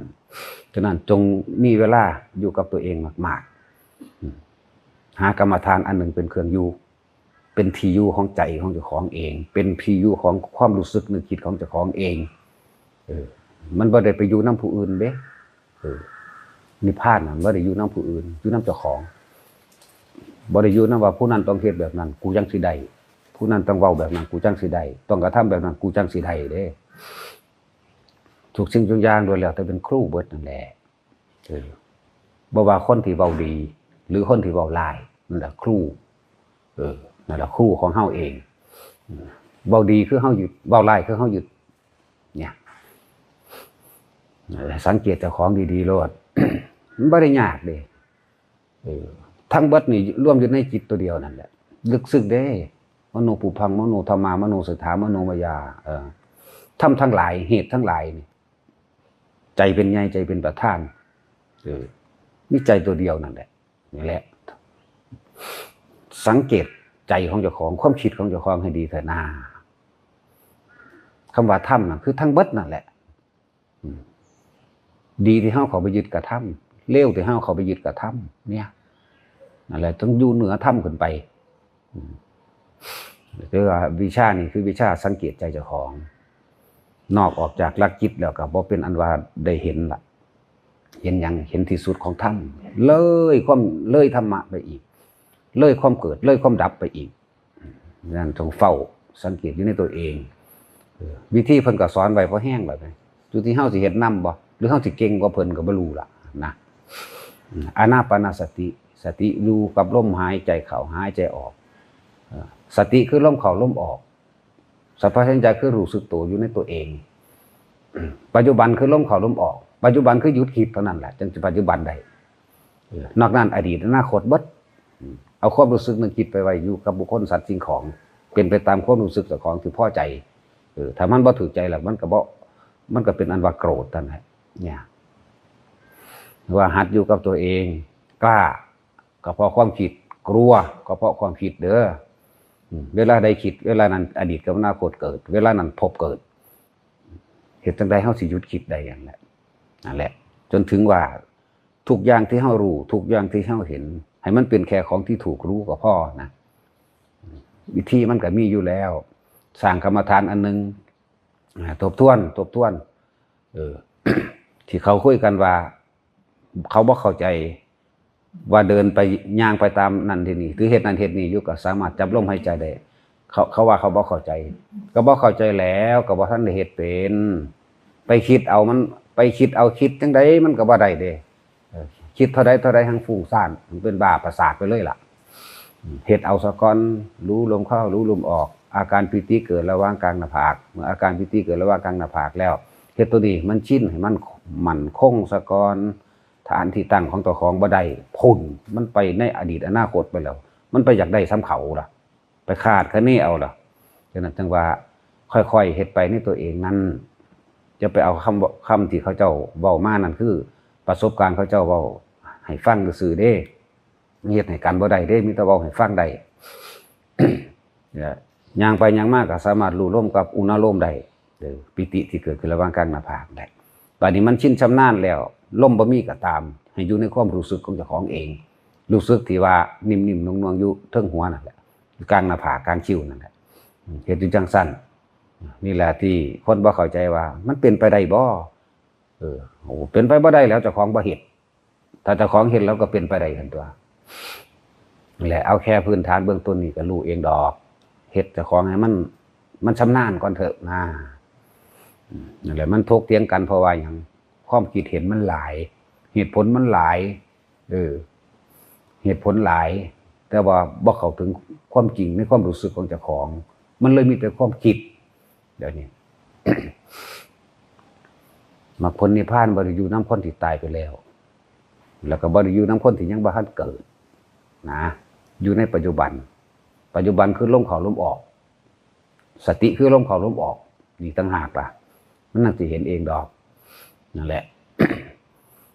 อย่าไปบังคับมะม่วงให้มันสุกทางคนบ่ทันได้ปลูกต้นมะม่วงซ้ำมีแต่คิดเอาเนาะอย่าไปบังคับมะฮุงมันสุกมันเละมันเน่าไปปิดมะฮุงดิบมาบ่มใส่แก๊สบ่เน่าเลยล่ะทุกอย่างมันก็มีเวลาของมันค่อยๆเป็นค่อยๆไปตัวมาฮอดจากใดนิพพานโลดนั่นมันเป็นความอยากบ่แม่น วางไปซะก่อนตัวน่ะแล้วก็ค่อยๆเป็นค่อยๆไปคอยอยู่กับตัวเองนั่นแหละอย่าไปอยู่กับผู้อื่นเด้อยู่กับผู้อื่นอยู่เท่าใดก็สร้างภพชาติขึ้นมาเท่านั้นแหละอารมณ์ความรู้สึกได้ตัวภพเด้อฟังให้มันเข้าใจอารมณ์ความรู้สึกที่พอใจและไม่พอใจภพปั๊ดพอใจก็คือภพบ่พอใจก็คือภพต่างตรงที่ว่าถ้าพอใจในทางธรรมไปภพดีแน่สุคติภพพอใจในทางโลกอบายภพโมโหเลยก็หังนรกเลยแล้วก็อบายภพคือเก่าอันแหละเพิ่นจึงให้เฮาควบคุมเฮาเองเฮาบ่ได้ไปควบคุมไผเด้พระพุทธเจ้าก็ได้แต่เป็นเพียงบอกทางเฮาก็เดินตามทางของพระพุทธเจ้าแล้วเฮาก็เอาทางนั้นมาบอกคือกันนั่นแหละส่วนการสิปล่อยวางหรือปล่อยวางเป็นเรื่องของไผของมันนะความคิดไผความคิดมันแต่ตัวเองยังบ่ฮู้ความคิดตัวเองอยู่สิไปฮู้ความคิดผู้อื่นได้จังไดเนาะพอ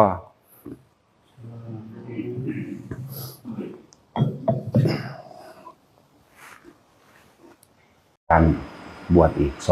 2ก็ไปโกนหัวซะหลังจากเป็นล้างบาตรแล้วก็โกนหัวซะบวชอีก2ที่16ตอนเช้า ยากคือได้คนบวชเนาะ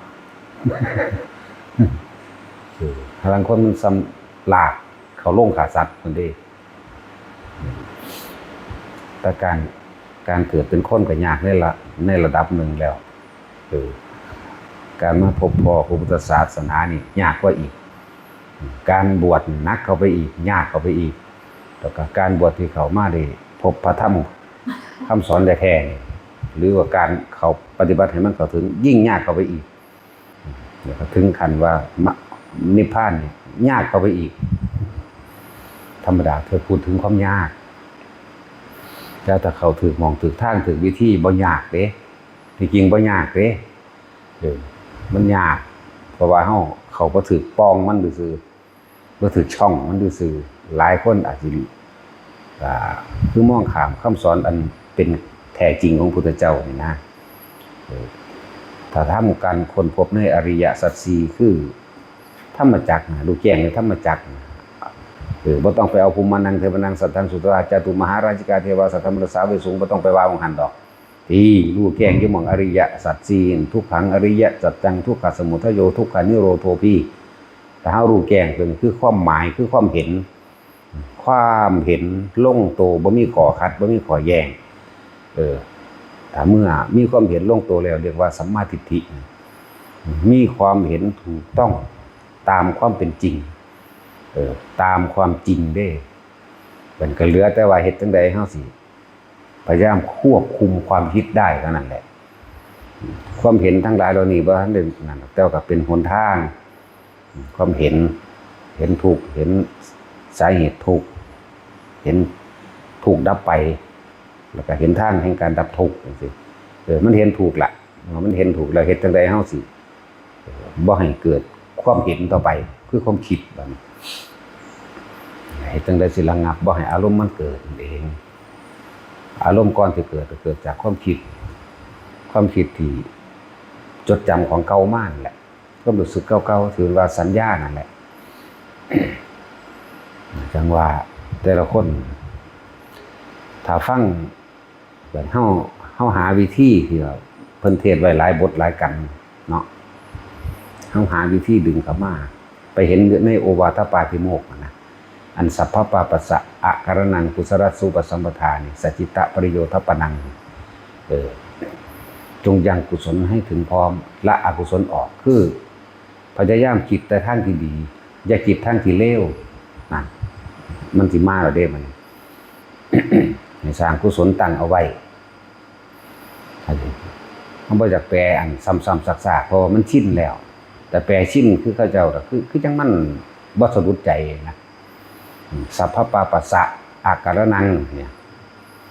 จงทำจิตให้ขาวรอบปลอดจากอกุศลทั้งปวงเฮาได้ยินอยู่ตลอด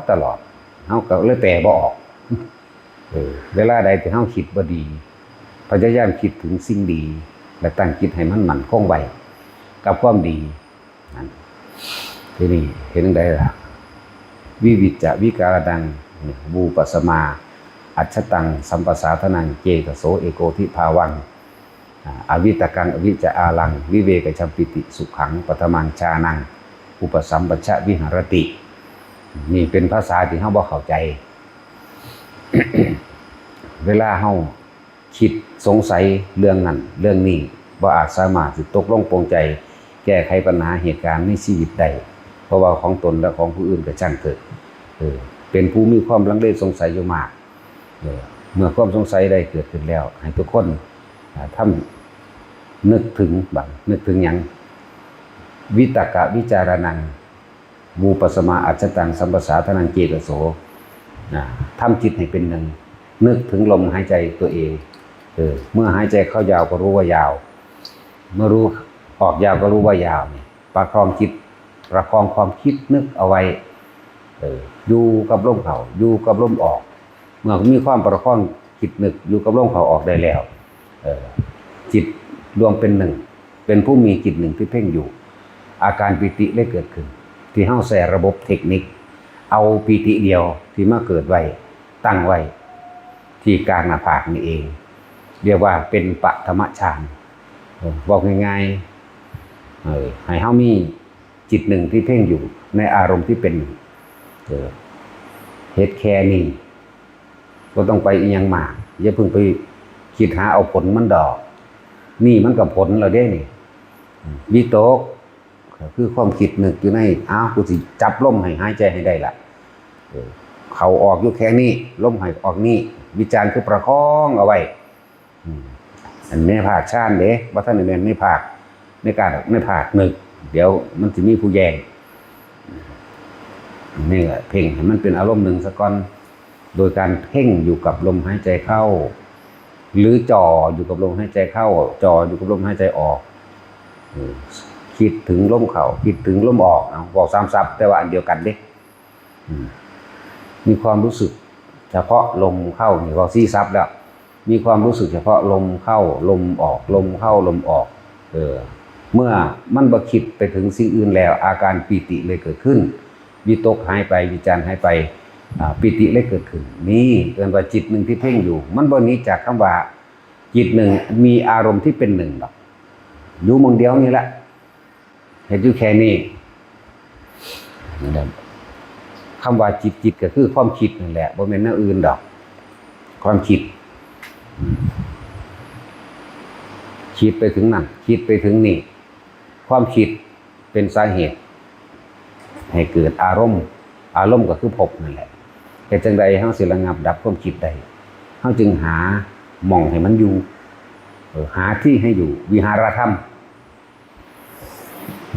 เรียกว่าที่อยู่ของความรู้สึกของเจ้าของเองก็เลยให้อยู่กับลมหายใจนี่แน่กับอาการปิติที่เกิดขึ้นระหว่างทำการหน้าผากแน่เห็นดูซ้ำนี่แหละบ่ต้องไปยังมากกับมันดอกยังแต่ดี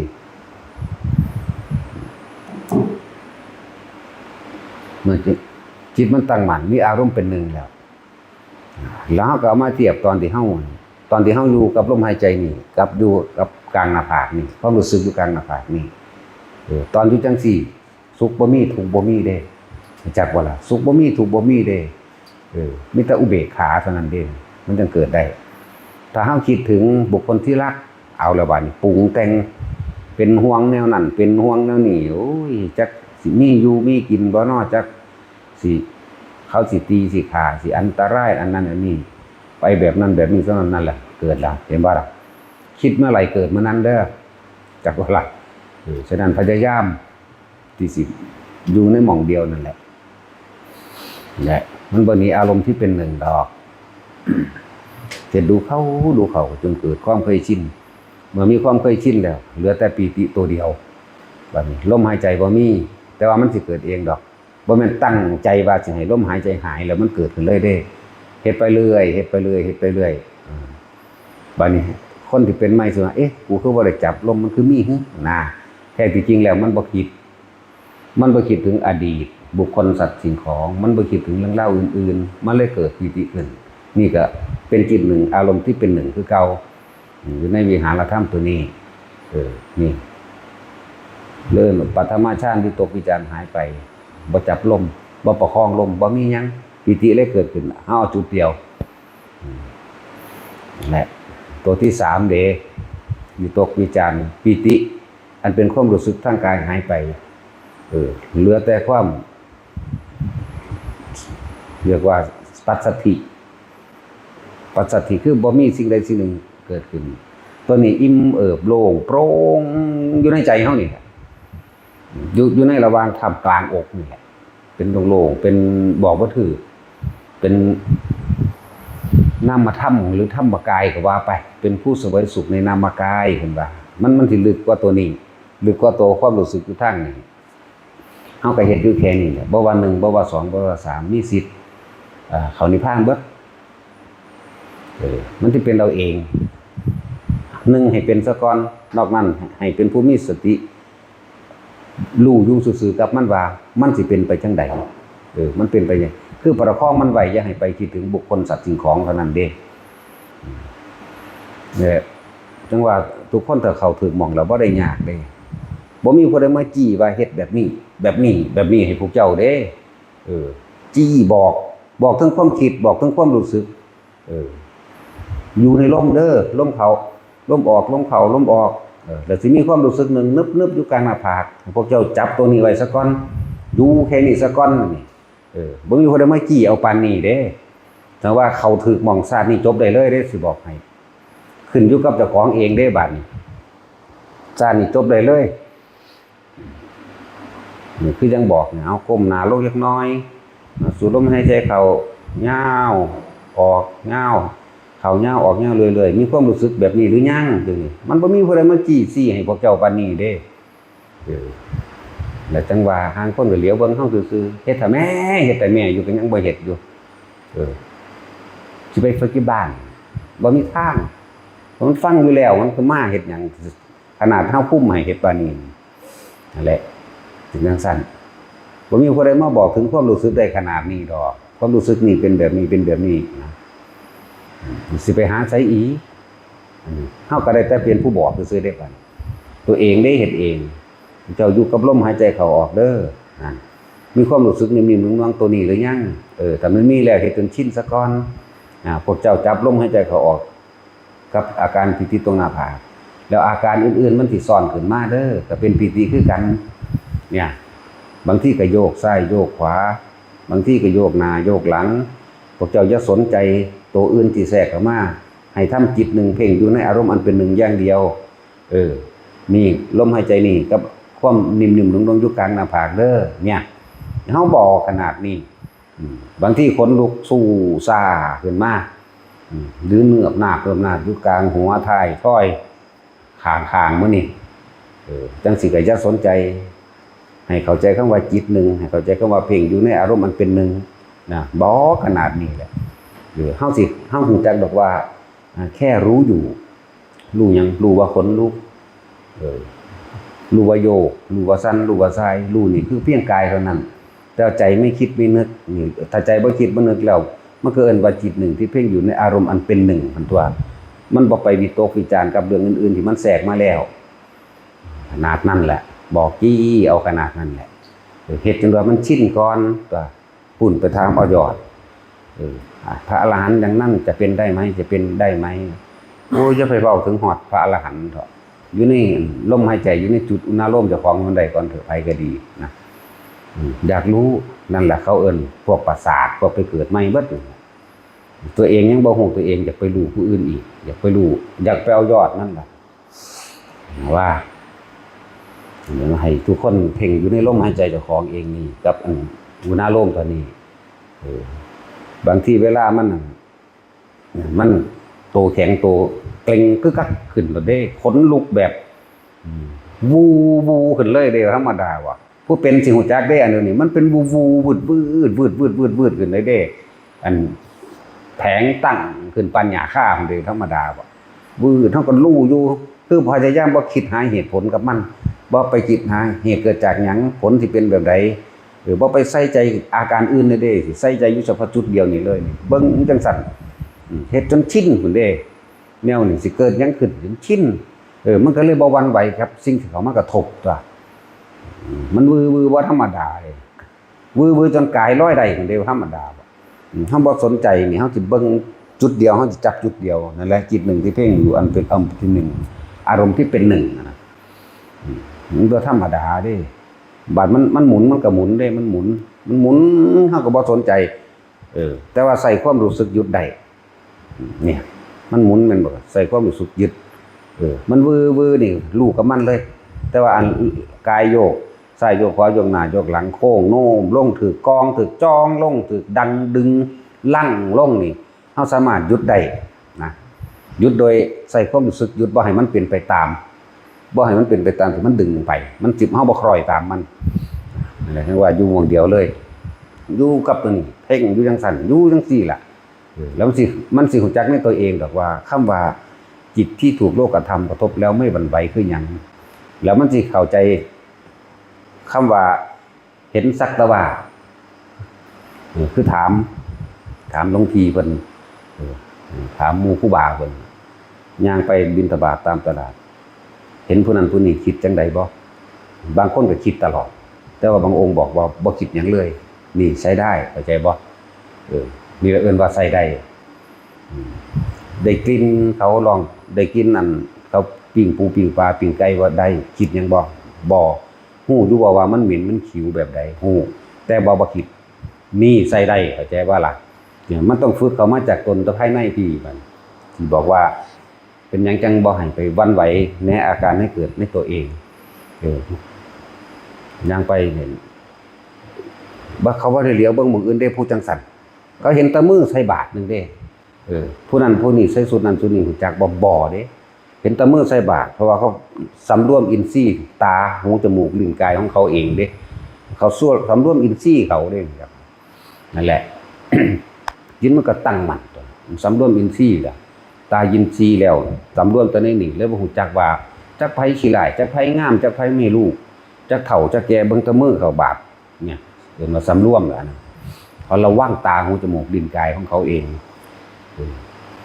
บาดเวลาข้ามถนนเลี้ยวไปอยู่ห่างบ่คิดเนี่ยเลี้ยวเบิ่งทางคือเบิ่งรถว่าสิมาหรือบ่มาสัญญาของมันมีดังเดิมอยู่แล้วเบิ่งปั๊บบ่มีแต่ว่าบ่คิดต่อเด้ก็ไปเลยอันนี้ควรไปแล้วอันนี้ไปได้ไปจังซี่นะนั่นแหละเขาร้องเพลงพวกอันขายของหรือขอทานสิหูยินบ่เพลงหูยินแต่ว่าเขาบ่ปอกเขาบ่นึกต่อจักว่าสัญญาเก่าเขาก็มีมันก็เคยผ่านเพลงจังซั่นมาแล้วปึ๊บเขารู้หรอกว่าเป็นเพลงนั้นผู้นั้นร้องก็รู้นี่มันเป็นของพรึบขึ้นมาแต่ว่าบ่ต่อความคิดบ่ต่อคือว่าคือร้องขี้ร้ายแท้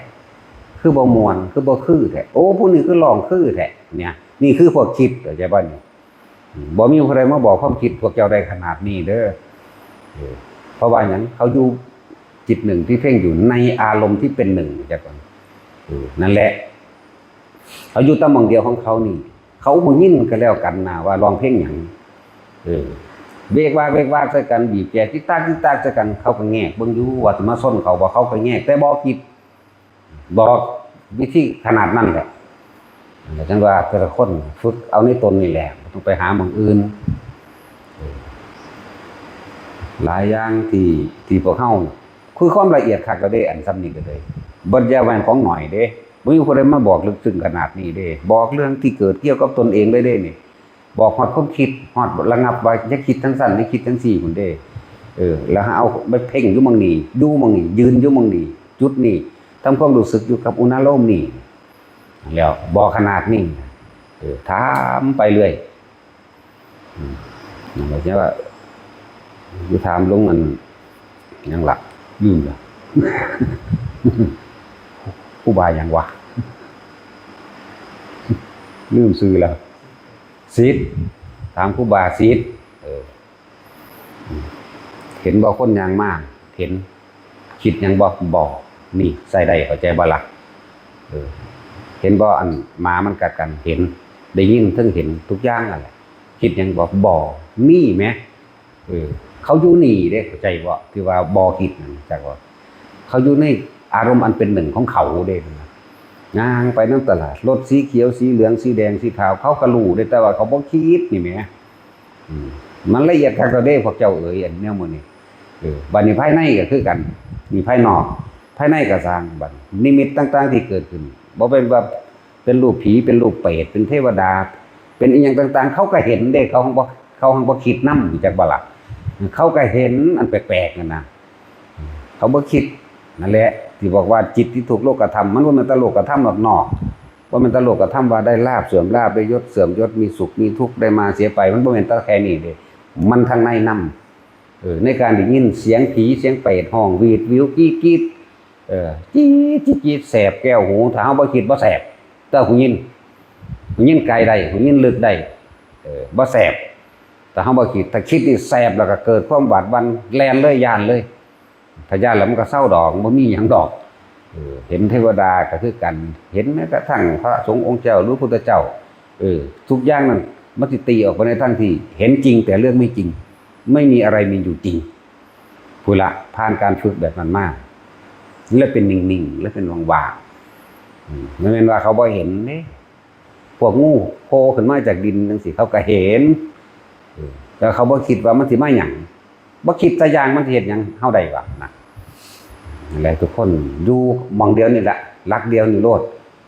บ่ต้องว่าชั้น1ชั้น2ชั้น3ชั้น4 5 6 7 8หรือสมาบัติ8หยังดอกเอาแค่หม่องเดียวนี่ก็อยู่แล้วนะ เราจะว่าตามตำราคือพระพุทธเจ้าแค่ปฐมฌานก็ตามรู้เห็นความเกิดดับได้แล้วเป็นผู้สิ้นอาสวะได้แล้วอาสวะคืออารมณ์อันข้องเกี่ยวก่อนจะเกิดอารมณ์อันข้องเกี่ยวในความพอใจไม่พอใจต้องเกิดจากการคิดใจบ่นี่ความคิดมันเร็วขนาดไหนที่ตาเห็นสั่งปั๊บโหลดก็มีหักปั๊บโหลดก็มีแหมบ่ว่าหมาบ่ว่าคนเด้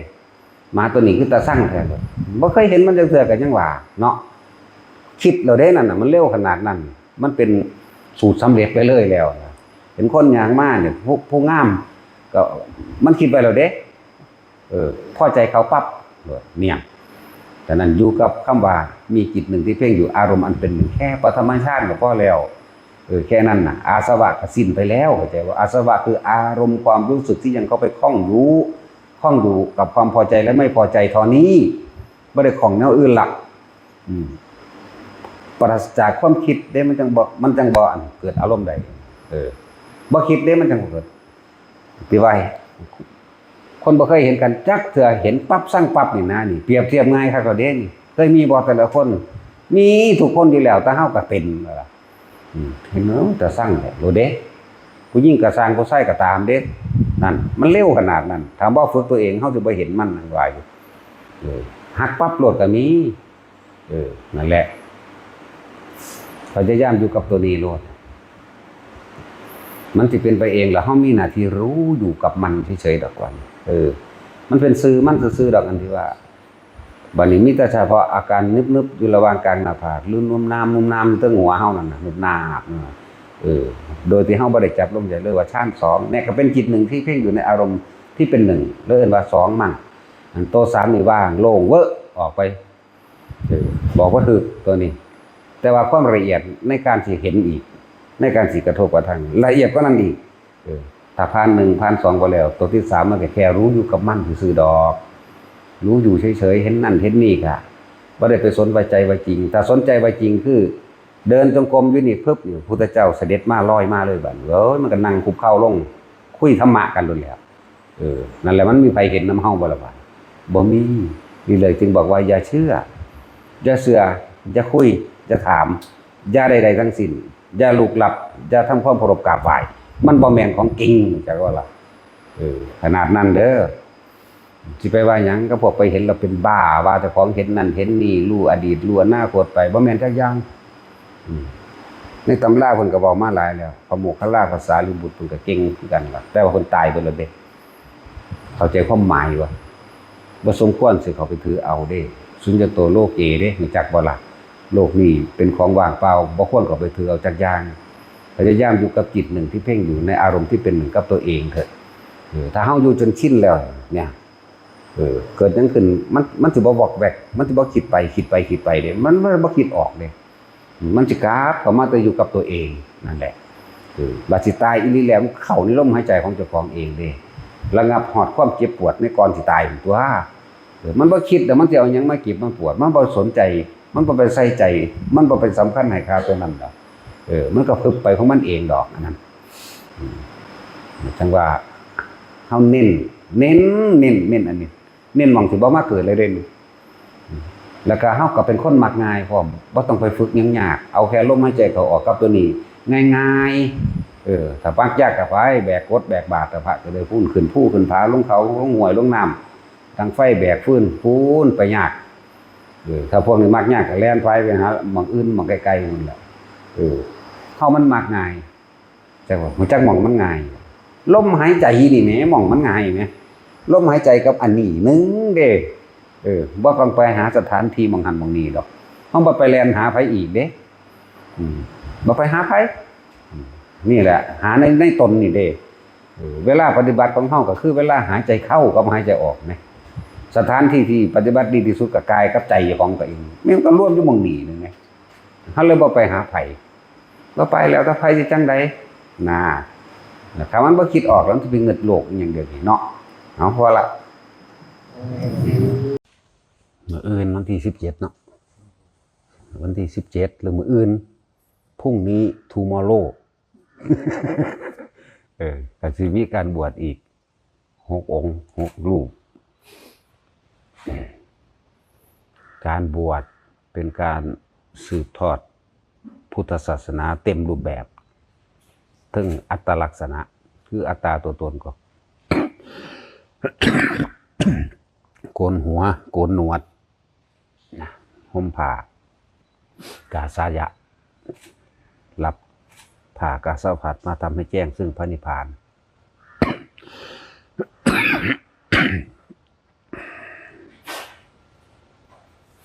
จังว่าถ้าอยากรักษาศาสนาแท้ๆนะจริงๆเล่นมันก็ตรงทั้งรูปแบบมันเด้อัตลักษณะคืออัตตาตัวตนก็ต้องแต่งตัวท่าทางลักษณะของนักบวชเป็นแบบนี้ภิกษุเป็นแบบนี้แล้วก็ทรงธรรมก็แสดงธรรมหรือว่าศึกษาธรรมแล้วก็จังรับใส่ธรรมการเป็นผู้นำทางจิตวิญญาณตัวเองก็ต้องอย่างน้อยๆเฮาก็บ่หนีออกจากพระสูตรบ่หนีออกจากเอวเมสุตังนั่นแหละ แม่นเฮาสิบ่ทันได้บรรลุหรือรู้แจ้งเห็นจริงตามนั้นก็ตามก็ต้องอาศัยพระสูตรนั่นแหละบวชเข้ามาแล้วก็ต้องอาศัยเครื่องรักษาตัวเองคือพระวินัยพระวินัยเป็นเครื่องรักษานักบวชจะต้องศึกษาพระวินัยซะก่อนเพราะว่าเฮาบ่ฮู้อันใดควรอันใดบ่ควร มันจังเต็มอัตลักษณะของผู้สืบทอดพุทธศาสนาแท้ๆแต่มันมีแต่ธรรมคำสอนไปอยู่ในคาบของคนบ่โกนหัวบ่ห่มผ้าเหลืองใส่กางเกงยีนอยู่หั่นใส่รองเท้าใส่หมวกอยู่หั่นกินลาบกินก้อยอยู่หั่นมันสืบบ่ได้ดอกนั่นแหละจังว่าถ้าบ่มีภิกษุนักบวชสืบทอดรักษาสถานที่หรือแผ่นดินแผ่นธรณีแห่งหมู่คณะสงฆ์ภิกษุสงฆ์เอาไว้นั่นนะมันอยู่มาได้บ่ได้ฮอดพี่ทุกอย่างก็ต้องเป็นเหตุเป็นปัจจัยอาศัยพึ่งพาซึ่งกันและกันเป็นเครื่องหนุนเนื่องกันมากตัว หลายคนก็บอกว่าให้เอาตะโตถ้ำมันก็จังสั้นแหละมันมีผู้ใดสิเข้าไปฟังมันมีผู้ใดสิเข้าไปเบิ่งบ่ล่ะตะโตถ้ำ มันก็ต้องมีอย่างสี่แล้วอาศัยรูปร่างกายคนก่อนพุทธเจ้าก็คนก็อาศัยคนแบบนั้น อาศัยคนมากเพิ่นก็เขาไปฝึกหัดศึกษาในใจของเพิ่นเองได้รู้แจ้งออกมาแล้วเพิ่นจึงนำมาก็เอาคนนี่ได้ล่ะสืบทอดมาเรื่อยๆนะแต่ว่าเมื่อคนผู้นั้นตายไปแล้วก็ต้องอาศัยวัตถุเป็นพยานเป็นหลักฐานสืบทอดโดยหลักฐานทางวัตถุก็มีนั่นแหละหลายๆอย่างที่บ่แม่นว่าสิตัดอันใดหนึ่งออกสิไปมั่นแม่นคงยื่นเดียว บางคนก็บอกว่าบ่จำเป็นต้องมีนักบวชบ่อึดได้ล่ะอิสลามก็เลยคริสต์ก็บ่อึดได้ล่ะเขาก็เป็นนักบวชคือกันนั่นแหละแต่ในลักษณะนั้นมันเป็นตาเสือถือบ่ล่ะนั่นแหละจังว่ามันต้องดึงตัวออกมาจากแวดล้อมทั้งหลายในการไปแย่งชิงความแย่งชิงการงานกันแย่งชิงอาชีพกันจังซั่นบ่เฮาน่ะแค่ถือกระเบื้องออกหาขอทานกินเอาเนี่ยมันก็ต้องแปลกแหวกแนวออกมาแน่เลยเว้ยคือว่านั่นแหละมันพันจากหยังผู้รู้บ่ว่าผู้ว่าบ่รู้นั่นแหละเป็นจังซั่น ผู้ค่อยตำหนิอันนั้นตำหนิอันนี้มันบ่ได้รู้เด้แต่ผู้รู้บ่ได้ตำหนิมีแต่ค่อยๆพูดประสานสมานเป็นนี่เข้ากันแต่ว่าในเมื่อมันบ่เข้ากันมันต้องคว้านดูแลก็สัตว์ไปเลยคือกันนั่นแหละเป็นธรรมดานะของบางอย่างการทำผิดโดยสายตาชาวโลกอาจจะถูกโดยทำก็ได้นั่นแหละมันบ่แม่นเรื่องที่สิมาเว้าเอาแค่หน้าเดียวแล้วเฮาทุ่มเททั้งชีวิตเนาะภาษาคนผู้นั้นยังอยากรวยอยู่ยังซื้อหวยเล่นเบอร์อยู่หลายๆอย่างนั่นแหละแค่นั้นเขามันถอดออกมาจากบ่ได้ไปแย่งอาชีพการงานไผเพราะแห้งกระเด็น นั่นแหละการสืบทอดศาสนาถ้าอยากรักษาศาสนาจริงๆบวชนะโกนหัวโกนหนวดบวชเข้ามาเลยแล้วมาศึกษาพระวินัยนี่ตั้งหากที่มันสิอยู่ได้แท้นั่นน่ะเฮาก็อาศัยทั้งหลายน่ะคือเฮาก็อาศัยกุฏิก็คือบ้านเรือนนั่นแหละแต่ว่าเป็นแค่เฮ็ดพ่อได้ยังอัตภาพนี่เป็นไปกันร้อนกันหนาวกันยุ่งกันหยังไปธรรมดานี่แหละบ่ได้ประดับประดาสวยงามติดองค์ติดแอร์ยังขนาดนั้นหรอกหลายๆอย่างถ้าสิเว้าแล้ว ผู้ใดอยากสืบทอดศาสนาแท้ๆเลยก็ต้องบวชนะนอกนั้นก็เป็นเอา ผลพลอยได้หรือว่าเป็นเรียกว่าเอาจากนักบวชนั่นแหละที่ว่าเจ้าของบรรลุหรือบ่บรรลุแต่ว่าผู้บรรลุจริงๆบ่เป็นตั้งแต่โสดาบันขึ้นไปหรือไตรสรณคมขึ้นไปบ่เป็นสิบ่ดูถูกสิบ่นิดหนึ่งน้อยหนึ่งในผู้มีผ่ากาสาวพัดเลยนี่สิบ่มีเลยในน้อยก็บ่มีเด้สำเนียงน้อยๆแลนเตะตะกร้อฟุตบอลยางกินนมดูดไปน้ำทางเขาก็ว่าเด้นี่คือผู้ถึงไตรสรณคมสิไปกล่าวหยังกับผู้เข้าถึงกระแสแห่งพระนิพพานคือโสดาปฏิมรรคปฏิผลเป็นต้นบ่ต้องไปกล่าวถึงเขาพวกนั้นเลยสิเป็นคนธรรมดาก็ดีนอกนั้นบ่แมนนะบ่แมนเลยอวดลู่ยกลู่จากว่าล่ะไปอ่านไปจดไปจำมากก็มาอวดอ้างถ้าว่าให้พระสงฆ์องค์เจ้านี่รู้สึกว่ากูบ่รู้กูบ่มีความรู้กูบ่เหนือพระว่ะนี่ธรรมดาเด้แนวมื้อนี้ มันรู้สึกว่าสิบ่เหนือวิจัยวิจารณ์พวกมึงจังสั่นพวกมึงจังสี่ถ้าคุยกันไม่ลงพวกมึงก็คุยเรื่องอื่นล่ะเบิ่งดูฮะแล้วเบิ่งเหล้าเบียร์กันเต็มอยู่ทั้งสั่นเด้มันธรรมดาเด้ภาษาเอาจังสั่นนี่แหละถึงว่าอยากสืบทอดจริงๆนะบวชนะพุทธเจ้าสรรเสริญนักบวชสรรเสริญมากที่สุดเลยภิกษุสงฆ์ทั้งหลายขนาดนางประชาบดีโคตมีเฮ็ดผ้า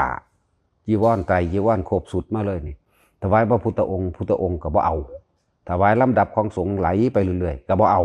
จนถึงที่สุดภิกษุบวชใหม่ไหมแล้วเพิ่นก็แสดงคุณของหมู่สงฆ์นี่ได้มากที่สุดเพิ่นเลยสรรเสริญนักบวชนะใครอยากสืบทอดศาสนานี่นักบวชเด้อถ้าบ่มีนักบวชบ่มีมันหมุนเบิดแล้วเป็นไห้เป็นหน้าเบิดแล้วเดี๋ยวนี้เอาซะหน้าอย่างน้อยๆเขาก็รักษาสถานที่อันเป็นธรณีสงฆ์ไว้ได้นาจังว่าคือจังพวกว่าสร้างพระพุทธรูปได้บาปไม่ได้บุญเลยก็แล้วแต่สูสิเข้าใจตั้งแต่รูปพ่อรูปแม่สูก็ยังเอาไว้ถวายเนาะเขาไหว้องค์คุณธรรมของเพิ่นเนี่ยศาสดาบุคคลตัวอย่างบุคคลผู้ควรกระทำตามเด่นศาสดาตั้งแต่พ่อแต่แม่เจ้าของสิมีคุณพอใดกับโลกเดี๋ยวนี้มีคุณตะกับสูนั่นแหละดีบ่ดีมันลักมาเลี้ยงสูนั่นเว้าเต็มๆเลยบ่ได้ย่านไผเด้ลักมาเลี้ยงสูก็มีลองเบิ่งซะหน้าคือคนเวลาตายนั่นแหละเวลาอ่านประวัตินั่นมีแต่แนวดีๆไปลักวัวลักควายขันบ่อ่านไปลักไก่เขาขันบ่อ่านไปเมาเหล้ามีเรื่องที่โน่นที่นี่ขันบ่อ่านมาเนาะนี่แหละก็จังซี่แล้วสิคุ้นซ้ำใดเดี๋ยวนี้เนี่ยแต่ให้เว้าเลยเขาก็เว้าเต็มที่คือกันนั่นแหละนั่นแหละ เบิ่งเจ้าของตัวเบิ่งเจ้าของนะบ่ได้เว้าอันนั่นเด้ทั้งอันในการเคารพน้อมพระพุทธพระธรรมพระสงฆ์ของเฮามันเต็มที่ของเฮาอยู่แล้วเด้นะครับเวลาเฮากราบพระนี่พุทธังธัมมังสังฆังสรณังคัจฉามิที่พึ่งอื่นของข้าพเจ้าไม่มีที่พึ่งอันประเสริฐสูงสุดก็คือพระพุทธพระธรรมพระสงฆ์เท่านั้นนะแล้วก็ขอความเคารพน้อมของข้าพเจ้านี่จงถึงแด่แม้หมู่คณะภิกษุสงฆ์ทั้งหลายตลอดที่สุดแห่งสามเณรนี่เฮาไหว้เฮาบ่ได้มันไหว้แบบนั้นเด้มันย่อมจักว่ามันย่อมพระพุทธเจ้าคนดีมันย่อมเบิดเลยที่เวลาเฮาไหว้พระเฮาก็ดีย่อมพระพุทธเจ้าเพิ่นสามารถเอาความจริงเข้าสู่จิตใจของคนใดจนมีการสืบทอดโดยการบวชนั่นแหละจนถึงที่สุดแห่งสามเณรเด้ที่เฮาไหว้ไปนั่นน่ะมันบ่ได้ไหว้แบบนั่นเด้ไหว้โดยความเต็มใจคือมันย่อมธรรมะของเพิ่นกว้างไกลทั่วโลกไปที่เฮาไหว้นี่ที่สุดแห่งสามเณรคือทั่วโลกหมดละบ่ได้เกี่ยวกับว่าอยู่ไสแต่ว่าเวลาเฮาแสดงสั่งสอนจังซี่เฮาก็บอกเป็นรายบุคคลเด้บ่ได้เอาร่วมมันต่างหากแม้การต่อไปพศ 3,000 กว่าๆนี่หมู่อันที่ว่าเข้าใจว่าตัวเองเป็นพระสงฆ์นั่นน่ะแค่เอาผ้าเหลืองห้อยหูหรือเอาผูกน้ำแขนนี่เริ่นภิกษุนักบวชเด้อนี่ผูกแขนไว้ห้อยข้อไว้หรือใส่ต่างหูไว้จังซี่ขนาดนั้นยังมีอานุภาพในการทำสังฆทานบริสุทธิ์เหมือนกันกับสมัยสิทธัตถาคตมีชีวิตอยู่การถวายทานในของคณะสงฆ์ธรรมดาบ่นั่นแหละศึกษาพอสำนันนะคือว่าศึกษาตะเปลือกนอกแค่หนังสือพระไตรปิฎกมันบ่ได้มีอย่างลึกล้ำเด้ หุ่นให้มันถึงจิตทุกอย่างเกิดจากจิตผู้ใดทำจิตหนึ่งให้เพ่งอยู่เป็นอารมณ์เดียวเป็นหนึ่งได้ความละเอียดรอมันลึกล้ำเข้าไปของมันเองดอกทุกอย่างเกิดจากจิตจากรู้ยังกระรู้อยู่ในจิตเองนั่นแหละกามภพรูปภพอรูปภพทั้งหลายก็เกิดจากจิตคือความคิดถึงอดีตเมื่อคิดถึงอดีตแล้วอยากให้เป็นแบบนั้นไปแบบนี้หรือว่าอยากให้คงทนถาวรนั้นอนาคตก็เกิดนั่นแหละกามภพบ่ว่าสิเป็นมนุษย์บ่ว่าสิเป็นโลกนรกหรือว่าสิเป็นสวรรค์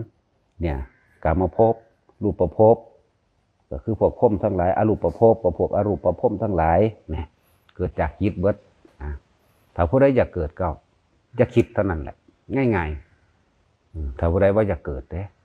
พวกเฮาก็เห็นอยู่แล้วเกิดจริงเฮาเห็นคนเกิดจริงเฮาเห็นคนตายจริง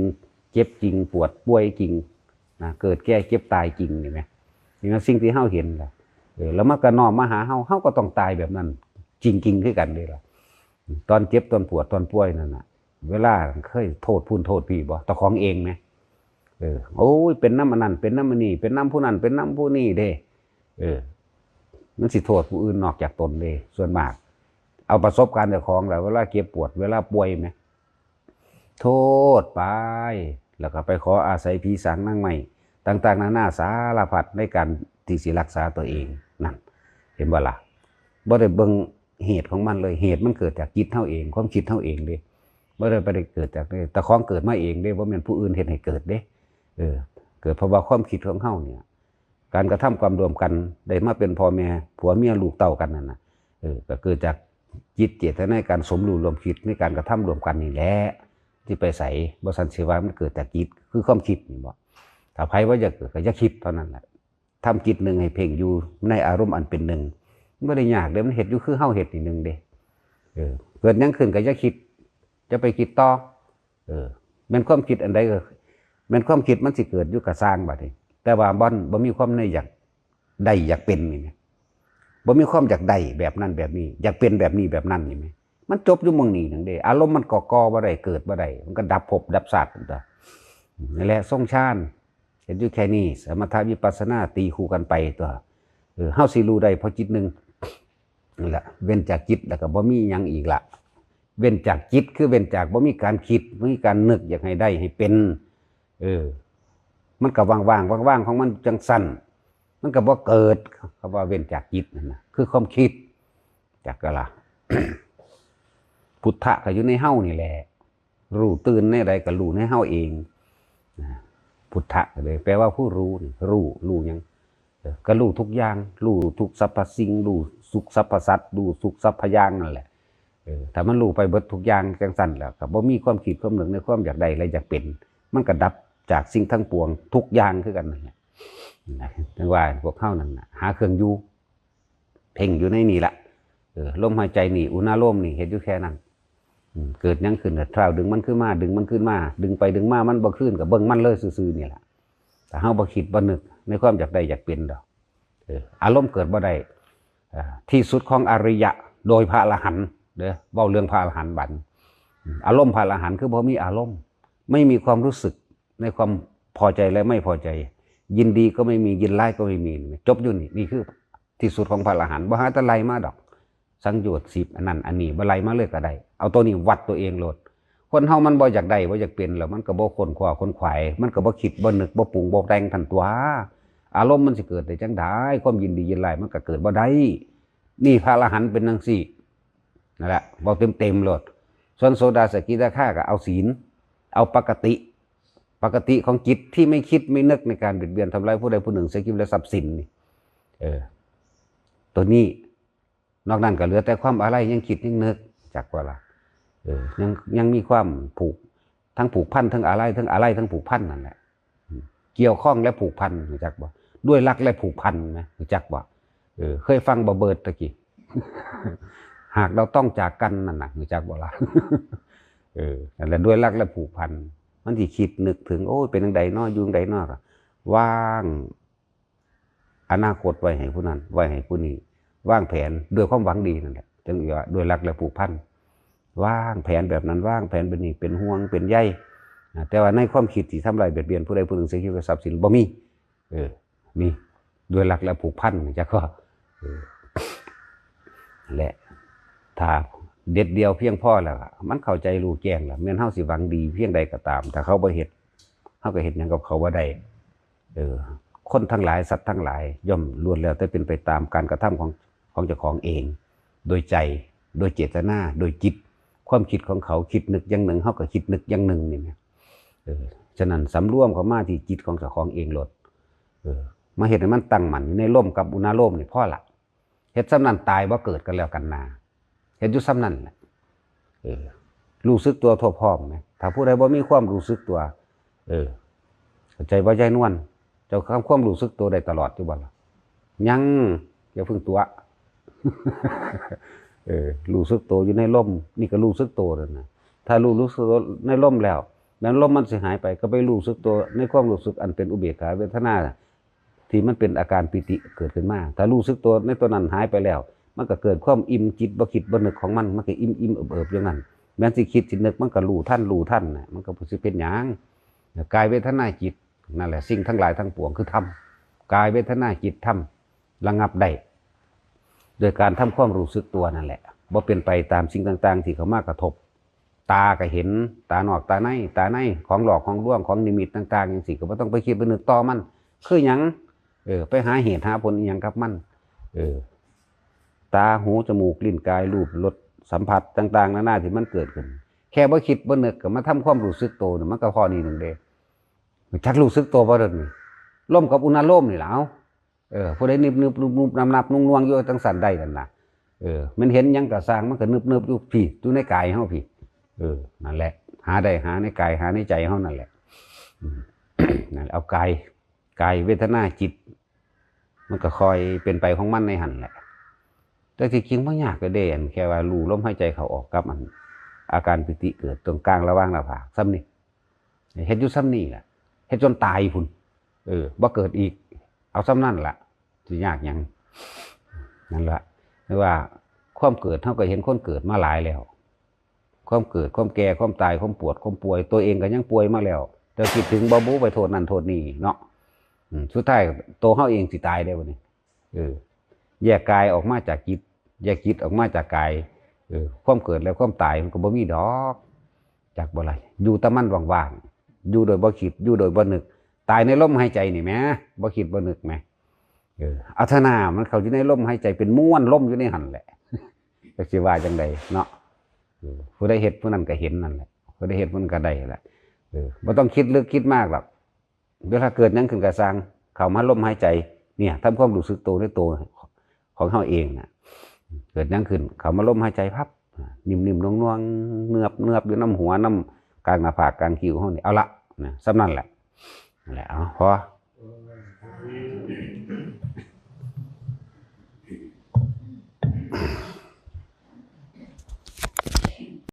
คำว่าตามคือตามประสบการณ์ชีวิตเจ้าของเองที่เจ้าของเคยเฮ็ดมาแนวใดเคยคิดมาแนวใดเคยเว้ามาแนวใดว่าทุกคนตั้งใจเปรียบเทียบตัวเองกับสิ่งที่เพิ่นแสดงนั่นแหละคนเฮาเกิดมานี่ที่สำคัญที่สุดในโลกนี่ก็คืออาหารยารักษาโรคเครื่องนุ่งห่มและที่อยู่อาศัยแต่บางคนบ่ได้เข้าใจว่ามันเป็นแค่เครื่องเลี้ยงชีพหรือที่อยู่อาศัยไปแค่เพียงซ้ำตายเป็นแค่หม่องหากินซ้ำตายอย่างบางคนมีหน้าได้หน้ารับมูลมรดกมาจากพ่อจากแม่หวงหน้าหวงหน้าหวงหญ้าหวงต้นไม้หวงหมักม่วงหวงมะขามหวงหน่อไม้ตะไคร้หัวกิ้งไข่ของเล็กๆน้อยๆนี่โอ้ยปานว่าเบิดชีวิตนั่นมันมีความสำคัญขนาดนั้นก็มีเด้บางคนขนาดนั้นเด้มีคนไปลักมะขามหรือว่าเขาไปต้อยเอามะขามมากินจักเด็กจักน้อยนี่จมดาสารพัดเข้าใจบ่ล่ะชีวิตของพวกเจ้ามันมีค่าแค่มะขามชีวิตของพวกเจ้ามันมีค่าแค่มะม่วงน้ำหน้านั่นบ่ดีบ่ได้มีไผปลูกซ้ำมันเกิดขึ้นมาเอาเองมะม่วงป่ามะม่วงแก้วมะม่วงน้อยมื้อนี้เขามาเอาไปกินแน่เด็กน้อยมาเอาไปกินแน่เกิดความขัดแค้นคึกขึ้นในหัวใจ ศูนย์สั่นทึดๆเขาก็มีเด้แล้วก็จมด่าไปทั่วที่สารพัดนั่นแหละให้รู้ไว้ซะว่าเจ้าของมีค่าแค่นั้นมีแค่หมักม่วงนั่นกระดันน้อยเดียวนั่นแหละหมักฮงหลอดหมักฮงป้อหมักเขียบหลอดมีค่าแค่นั้นเบิดชีวิตเจ้ามีค่าแค่นั้นถ้าเจ้าตายลงไปในหันจะคงจักอยู่ว่าความคิดที่ปรุงที่แต่งที่นึกที่กำลังโมโหหวงสิ่งหวงของนั่นมันเลยเปรตเลยผีเลยเอิ้นว่าสัตว์นรกจักว่านั่นแหละพวกสัตว์นรกเป็นทั้งสันแหละหวงอย่างรุนแรงเลยมันเลยผีเลยเปรตเลยเดรัจฉานเลยเปรตเลยไปอีกเลยเอิ้นสัตว์นรกนั่นแหละตามความจริงเด้อชีวิตผู้ใดเคยผ่านมาถ้ามันตายตอนนั้นมันไปนรกจักว่าอารมณ์ความรู้สึกอันนั้นแหละเป็นตัวภพคือกำลังโมโหโกรธเกลี้ยวกำลังจมด่าปรุงแต่งสารพัดนั่นแหละบางคนเอาชีวิตไปฝากไว้สำนั้นแหละเบิดชีวิตสำนั้นแหละคนเกิดมาอยู่น้ำกันอยู่รวมกันแต่ว่าอยากหากินแต่เจ้าของอยากดีแต่เฉพาะเจ้าของอยากได้เฉพาะเจ้าของมาขนาดนั้นเด้คนคิดเบิ่งดีเด้ออยู่น้ำกันแท้ๆแต่ว่ามีเจ้าเล่ห์กลม่านยามีความแฝงไว้ในความอยากเหนือหมู่อยากได้หลายกว่าหมู่อยากกินกว่าหมู่ตอนไปคุยกันธรรมดากับธรรมดาอีดอกแต่ว่าตอนที่เขาบางคนก็แค่เอางัวเอาควายมาเลี้ยงน้ำหน้านี่แหมคันหน้ากิ้วคันหน้าขาดความนั่นความนี่แหมมันตายไปหลายคนแล้วเด้ตายกับความมันโกรธความบ่พอใจความโมโหกับหวงไห้หวงหน้าหวงนอใหม่หวงเฮ็ดน้ำหน้าเจ้าของนั่นแหละมันมีค่าแค่นั้นคนทั้งหลายเหล่านั้นอย่าลืมได้ตายแล้วตกนรกคือว่าล่ะเขาบ่รู้แต่วันนี้เขากำลังแสดงสิ่งที่เขาไปเห็นมาไปเห็นมา บางคนก็แค่ยับลักหัวแดนหน้าไหมโอ้ยจักสิอยากได้ไปยังกระดอกกระเดียสำลักหัวแดนหน้าดำคืบก็เอาสุกให้มันเซ่ไปก่อนกับมีปีใหม่มากก็คอยตับไปยู่ไปเด้ขนาดนั้นเด้ว่าธรรมดาบ่คิดได้ว่าเจ้าของสิตายบ่คิดได้ว่าอยู่น้ำกันต้องพึ่งพาอาศัยรวมกันเวลาไปหน้าไปหันบ้านนี่ว่าแต่เห็นกันอยู่ใกล้ๆกันแน่นี่มันก็เกิดความอบอุ่นใจได้อยู่นี่แม่แต่ว่าเวลาอันเกิดเป็นรายได้อันใดอันหนึ่งขึ้นมานะมันเป็นหยังจังมาหวงคักแท้เป็นตะเงิดว่าล่ะเงิดเจ้าของบ่ไผก็ดีแค่เขามาขอบักฮุ่งหน่อยนึงหรือตะไคร้ว่ายิ่งค่านิดหน่อยหรือมักม่วงหรือซ้ำมื้อนี่แม่โอ้ยคือยังใจมันสิขาดคือข้อสิขาดออกนั่นแหละนี่คือความจริงที่ทุกคนเป็นมาแต่เคยคิดถึงบ่ว่าถ้ากูตายตอนนี้กูสิไปไสนั่นแหละจึงบอกว่าพยายามฟังธรรมแน่คำว่าธรรมะแปลว่าความจริงของทุกชีวิตสรรพสัตว์ความจริงในความเป็นอยู่ความจริงในความคิดความจริงในการกระทำของแต่ละคนและความจริงในการคิดแบบนี้โมโหแบบนี้อารมณ์ลายแบบนี้ไปตกนรกแบบนี้เปรตแบบนี้เดรัจฉานแบบนี้คนแบบนี้นี่คนที่ไปสวรรค์จังซี่ความจริงในการบ่ไปเบียดเบียนทำลายผู้ใดบ่ลักบ่สิ่งบ่ของผู้ใดนี่แม่ความจริงตัวนี้แม่คนสิไปพรหมโลกเป็นจังไดว่างจิตแบบใดคนสิไปนิพพานเป็นแบบใดนี่แม่คือความจริงนะแต่ว่ามันอยู่นำกันแท้ๆกันเอาเปรียบกันเด้มันธรรมดาเด้คนเนาะคุยกันคือจังสิบ่อีหยังกันนี่แหละคุยกันคือสิบ่ผิดบ่เถียงแต่ว่าถ้าของได้เสียหายอันใดอันหนึ่งจริงมันบ่แม่นแค่เสียหายเฮาไปให้ค่ามันเกินชีวิตเจ้าของเองบอกให้เลยว่าชีวิตของคนพวกนั้นมีค่าแค่บักฮุ่งป้อมื้อเดียวนั่นแหละมาเขียบบักหลอดบักม่วงกระดันอยากว่าล่ะแต่ของบ่ได้มีค่าเลยได้นั่นจักบ่น่ะบ่มีค่าอีหยังเลยค่าของคนอยู่ที่ความแบ่งปันช่วยเหลือจากราคาของคนนอกนั้นเลวกว่าหมาอีกอยากก็เทียบเจ้าของรถเด้อแต่เขาด่าว่าไอ้สัตว์นั่นอย่าไปเครียดเขาพอมันเลยสัตว์ก็มีทุกคนนี่คือสัตว์ทั้งเบิดจักบ่คนกับสัตว์หมากับสัตว์เสมอกันแน่คนที่ห่างออกจากสัตว์คือโสดาบันขึ้นไปโสดาสกิทาคาโสดาก็เป็นสัตว์ใน75จักว่าล่ะสกิทาคาก็50อนาคาก็เหลืออยู่30นอกจากอรหันต์เท่านั้นจึงขาดสิ้นจากความเป็นสัตว์นอกนั้นสัตว์เบิดจักว่าล่ะหากินหาอยู่เป็นธรรมดาแต่ในความหาอยู่หากินนั้น บ่แม่นว่าอยากกินอยากสแตกแดกก็เจ้าของเข้าใจบ่ปันแบ่งปันมีน้ำใจตัวเองยังอยากได้ผู้อื่นเขาก็อยากได้คือกันนั่นแหละแต่ว่าในความอยากได้แต่คนมีธรรมะมันสิรู้จักแบ่งปันมันสิจักเสียสละกดข่มตัวเองทุกคนพอมาแล้วล่ะในจังซั่นซ่อมคันหน้าซับหญ้าเขาซับดินเขาทั้งไฟทั้งซ่อมเข้ากันก็มีคนโบราณตะกี้ก็บ่ล้านปานใดล่ะเอาเดี๋ยวนี้ละบัดนี้ฮอดยามเป็นเขาใส่เบ็ดใส่กบมาจังซี่ห่วงหน้าห่วงใบคนไปใส่เบ็ดบ่โอ้ยมันธรรมดาเด้เนาะเพราะมันเป็นสัตว์เลยสัตว์เป็นนรกธรรมดาห่วงหน้าไปคนใส่เบ็ดความนั้นบาดเจ้าของไปลักปลาขอนผู้อื่นอยู่อันใดพ่อลักมะม่วงเขาได้ก็ยังลักอยู่เอาหน่วยงามๆเลือกเอาดิลักก็เลยอันแหละบาดเจ้าของแค่บอกฮู้พอมือเดียวนึงเอาขนาดคิดเพื่อหน้าเจ้าของเด้อถ้าตัวเองตายในขณะนั้นมันไปใส่ความโกรธความโมโหนี่นรกความหึงหวงเปรตความเห็นแก่อยู่แก่กินเฉพาะเจ้าของสัตว์เดรัจฉานประเภทหมาลักษณะนั้นมันสิเห่าเพื่อหวงของเด้คือหมานั่นแหละเวลาคนที่เขามาเฮือนนั่นหรือย่างกายซื่อๆก็สร้างเด้หมาชนิดนึงคนเขามาเฮือนจังเห่าเลยหัวเขามาจังเห่าหมาอีกชนิดนึงคนย่างกายไปตามลำทางอยู่ไกลๆพุ่นก็เห่าอันที่เลวก็หมาขนาดนั้นก็มีเด้นั่นแหละเขาหวงหน้าอยากว่าอะไรเปรียบเทียบคนสันดานหมาที่เป็นจังซั่นเขาว่าท่านได้ไล่งัวไล่ควายมาไก่หน้าเจ้าของทำทานั้นนี่ด่าเขาลัดหน้าไว้แล้วอีหลีเด้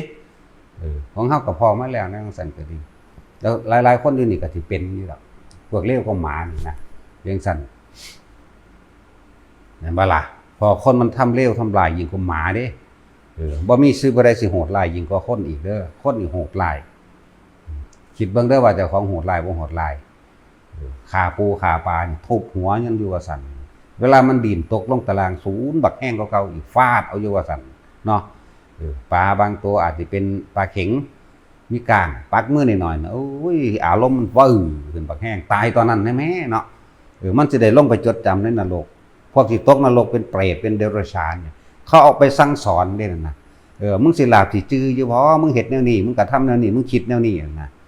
ตอนมันอยู่ในนรกมันเว้ามันว่ามันจื้ออยู่สิบ่เฮ็ดอีกแล้วสิบ่เฮ็ดอีกแล้วเด้แต่คือว่านั่นล่ะพวกมาจากนรกก็เป็นคือเก่าเพราะว่าหยังมันบ่มีธรรมเป็นเครื่องประกอบบ่ฟังธรรมพุทธเจ้าบ่จักคำว่าทานบ่จักคำว่าศีลบ่จักคำว่าภาวนาบ่รู้จักมีแต่หาอยู่หากินหวงไห้หวงหน้าหวงหมักเฟื่องหวงหมักม่วงหวงหมักตูมหวงหมักเขียบหวงหอดหญ้านี่ธรรมดาบ่มันก็แท้ที่นั่นแหละคิดเบิ่งเด้อบาดนี้สักวันหนึ่งเฮาต้องตายนี่แหมหน้าไผไล่มาเบิ่งดูปูพอหน้ากูจากน้อยตะของก็สิตายได้นี่ไหมไล่มาตื้อๆของปูมาดื้อนั่นแหละว่าสิ่งที่แก้ทุกข์ได้มีทางเดียวคือธรรมะฟังธรรมะของพระพุทธเจ้าเท่านั้นนอกนั้นเป็นทุกข์อยู่อย่างเก่าเด้อธรรมดาว่ะมีซี่ทุกคนให้เห็นความประพฤติกรรมที่มันผูกมันไว้ในจิตเจ้าของเองอยู่ในความรู้สึกเจ้าของเองพ่อค้าแม่ค้ามันในตลาดในเมืองในใส่กระซังในโลกอันนี้แหละเวลาเห็นเขามาหลักคนมันหิวเด้มันอดมันอยากความหิวนี่โลกหิวขาคนก็ได้แบ่งปันนี่เด้อไผก็เลยไผสิขายข้าวมันไก่ข้าวหมูทอดหมูกรอบกล้วยตุ๋นก๋วยเตี๋ยวของของหวานนั่นก็สร้างถ้าเห็นเขาหิวเขาโซ่มากก็ให้เขากินแน่จะให้เขาขากินเถอะนั่นแหละการแสดงนำใจออกแน่ที่เฮาเห็นมาไล่หนีมั่งสาดน้ำใส่มั่งมันมีเบิดแต่ผู้นั้นเร็วกว่าอีกเด้ถ้าว่าเขาหลักจังซี่ก็ว่าเขาเร็วถ้าว่าเขาป่นเขากี้เขาขาก็ว่าเขาเร็วบางอย่างจำเป็นเด้บางอย่างที่จริงคนบ่ได้อยากเป็นโจรบ่อยากเป็นขโมยดอกแต่ว่าด้วยความหิวด้วยความบ่มีอีกอย่างนึงก็สังคมบางอย่างก็แรงน้ำใจเบียดเบียนดูถูกก้าวตูใส่ร้ายเลยเป็นโจรไปเลยก็มีเห็นบ่คือเฮาเห็นเรื่องโจรข้าวแดงแล้วบ่แม่นคนหลายคนเลวเด้นั่นแล้วเป็นคนทุกข์คนยากขออยู่หากินถูกเขารังแกถูกเขาเอาเปรียบถูกเขาเบียดเบียน หลายคนที่ตั้งแก๊งขึ้นมาปล้นคนรวยไปแจกคนจนเลยเนี่ยมันมีมาแต่สมัยครั้งพุทธกาลพูนโจรข้าวแดงก็ดีตัวอย่าง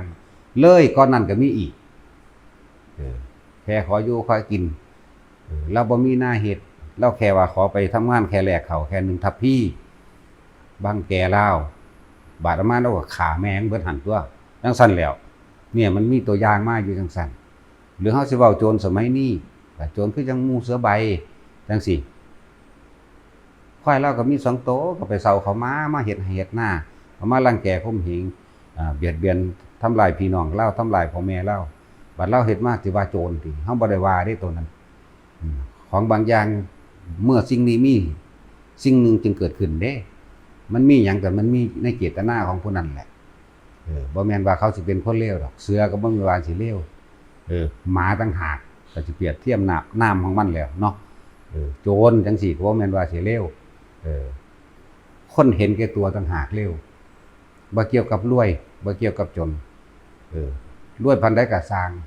หาความเป็นคนบ่มีเลยในหันก็มีเด้ธรรมดาเห็นแก่ได้แก่กินเห็นแก่อยู่แก่อยากเฉพาะเองเห็นแก่ชื่อเสียงในตระกูลเจ้าของเองนั่นแหละเห็นแก่ลูกเจ้าของเองคือเฮาเห็นนั่นแหละลูกข้าราชการบางพวกเอาชื่ออ้างพ่ออ้างแม่ไปหาข่มเหงผู้อื่นฆ่าแม่มึงโลดสูอย่าไปเงิดมันบ่บาปดอกนั่นแหละอย่าไปแจ้งความมันบ่มีความยุติธรรมดอกจัดการให้ตัวเองโลดนี่แหละบอกว่ารักษาตัวเองมันเป็นเด้อเจตนาของเฮาบ่มีในการฆ่ามันจะเอาบาปมาจากไสวะเพื่อป้องกันนี่แหละบอกมาแล้วมันศูนย์ว่ะอีหลีเด้พ่อกูเป็นนั่นพ่อกูเป็นนี่พ่อกับเขาข้างลูกเด้มันสมควรเมียนแมงเกโซโคตรผลเด้แต่ถึงมันเป็นแมงจังซั่นน่ะอีหลีนี่แหละมันดีแล้วเด้ที่อันคืออันพวกพระราชาเขาเจ้าประหารเจ็ดโคตรโอ้โหถูกต้องว่ะถูกต้องดีงามสนับสนุนเฮาก็เคยเห็นมันคือกันแล้วก็เคยเกิดเป็นพระราชาคือกันนั่นแหละของเก่ามันตีกันมันศูนย์คุณดูฟาดแมง14ชั่วโคตรว่าธรรมดามันเหลืออยู่เท่าใด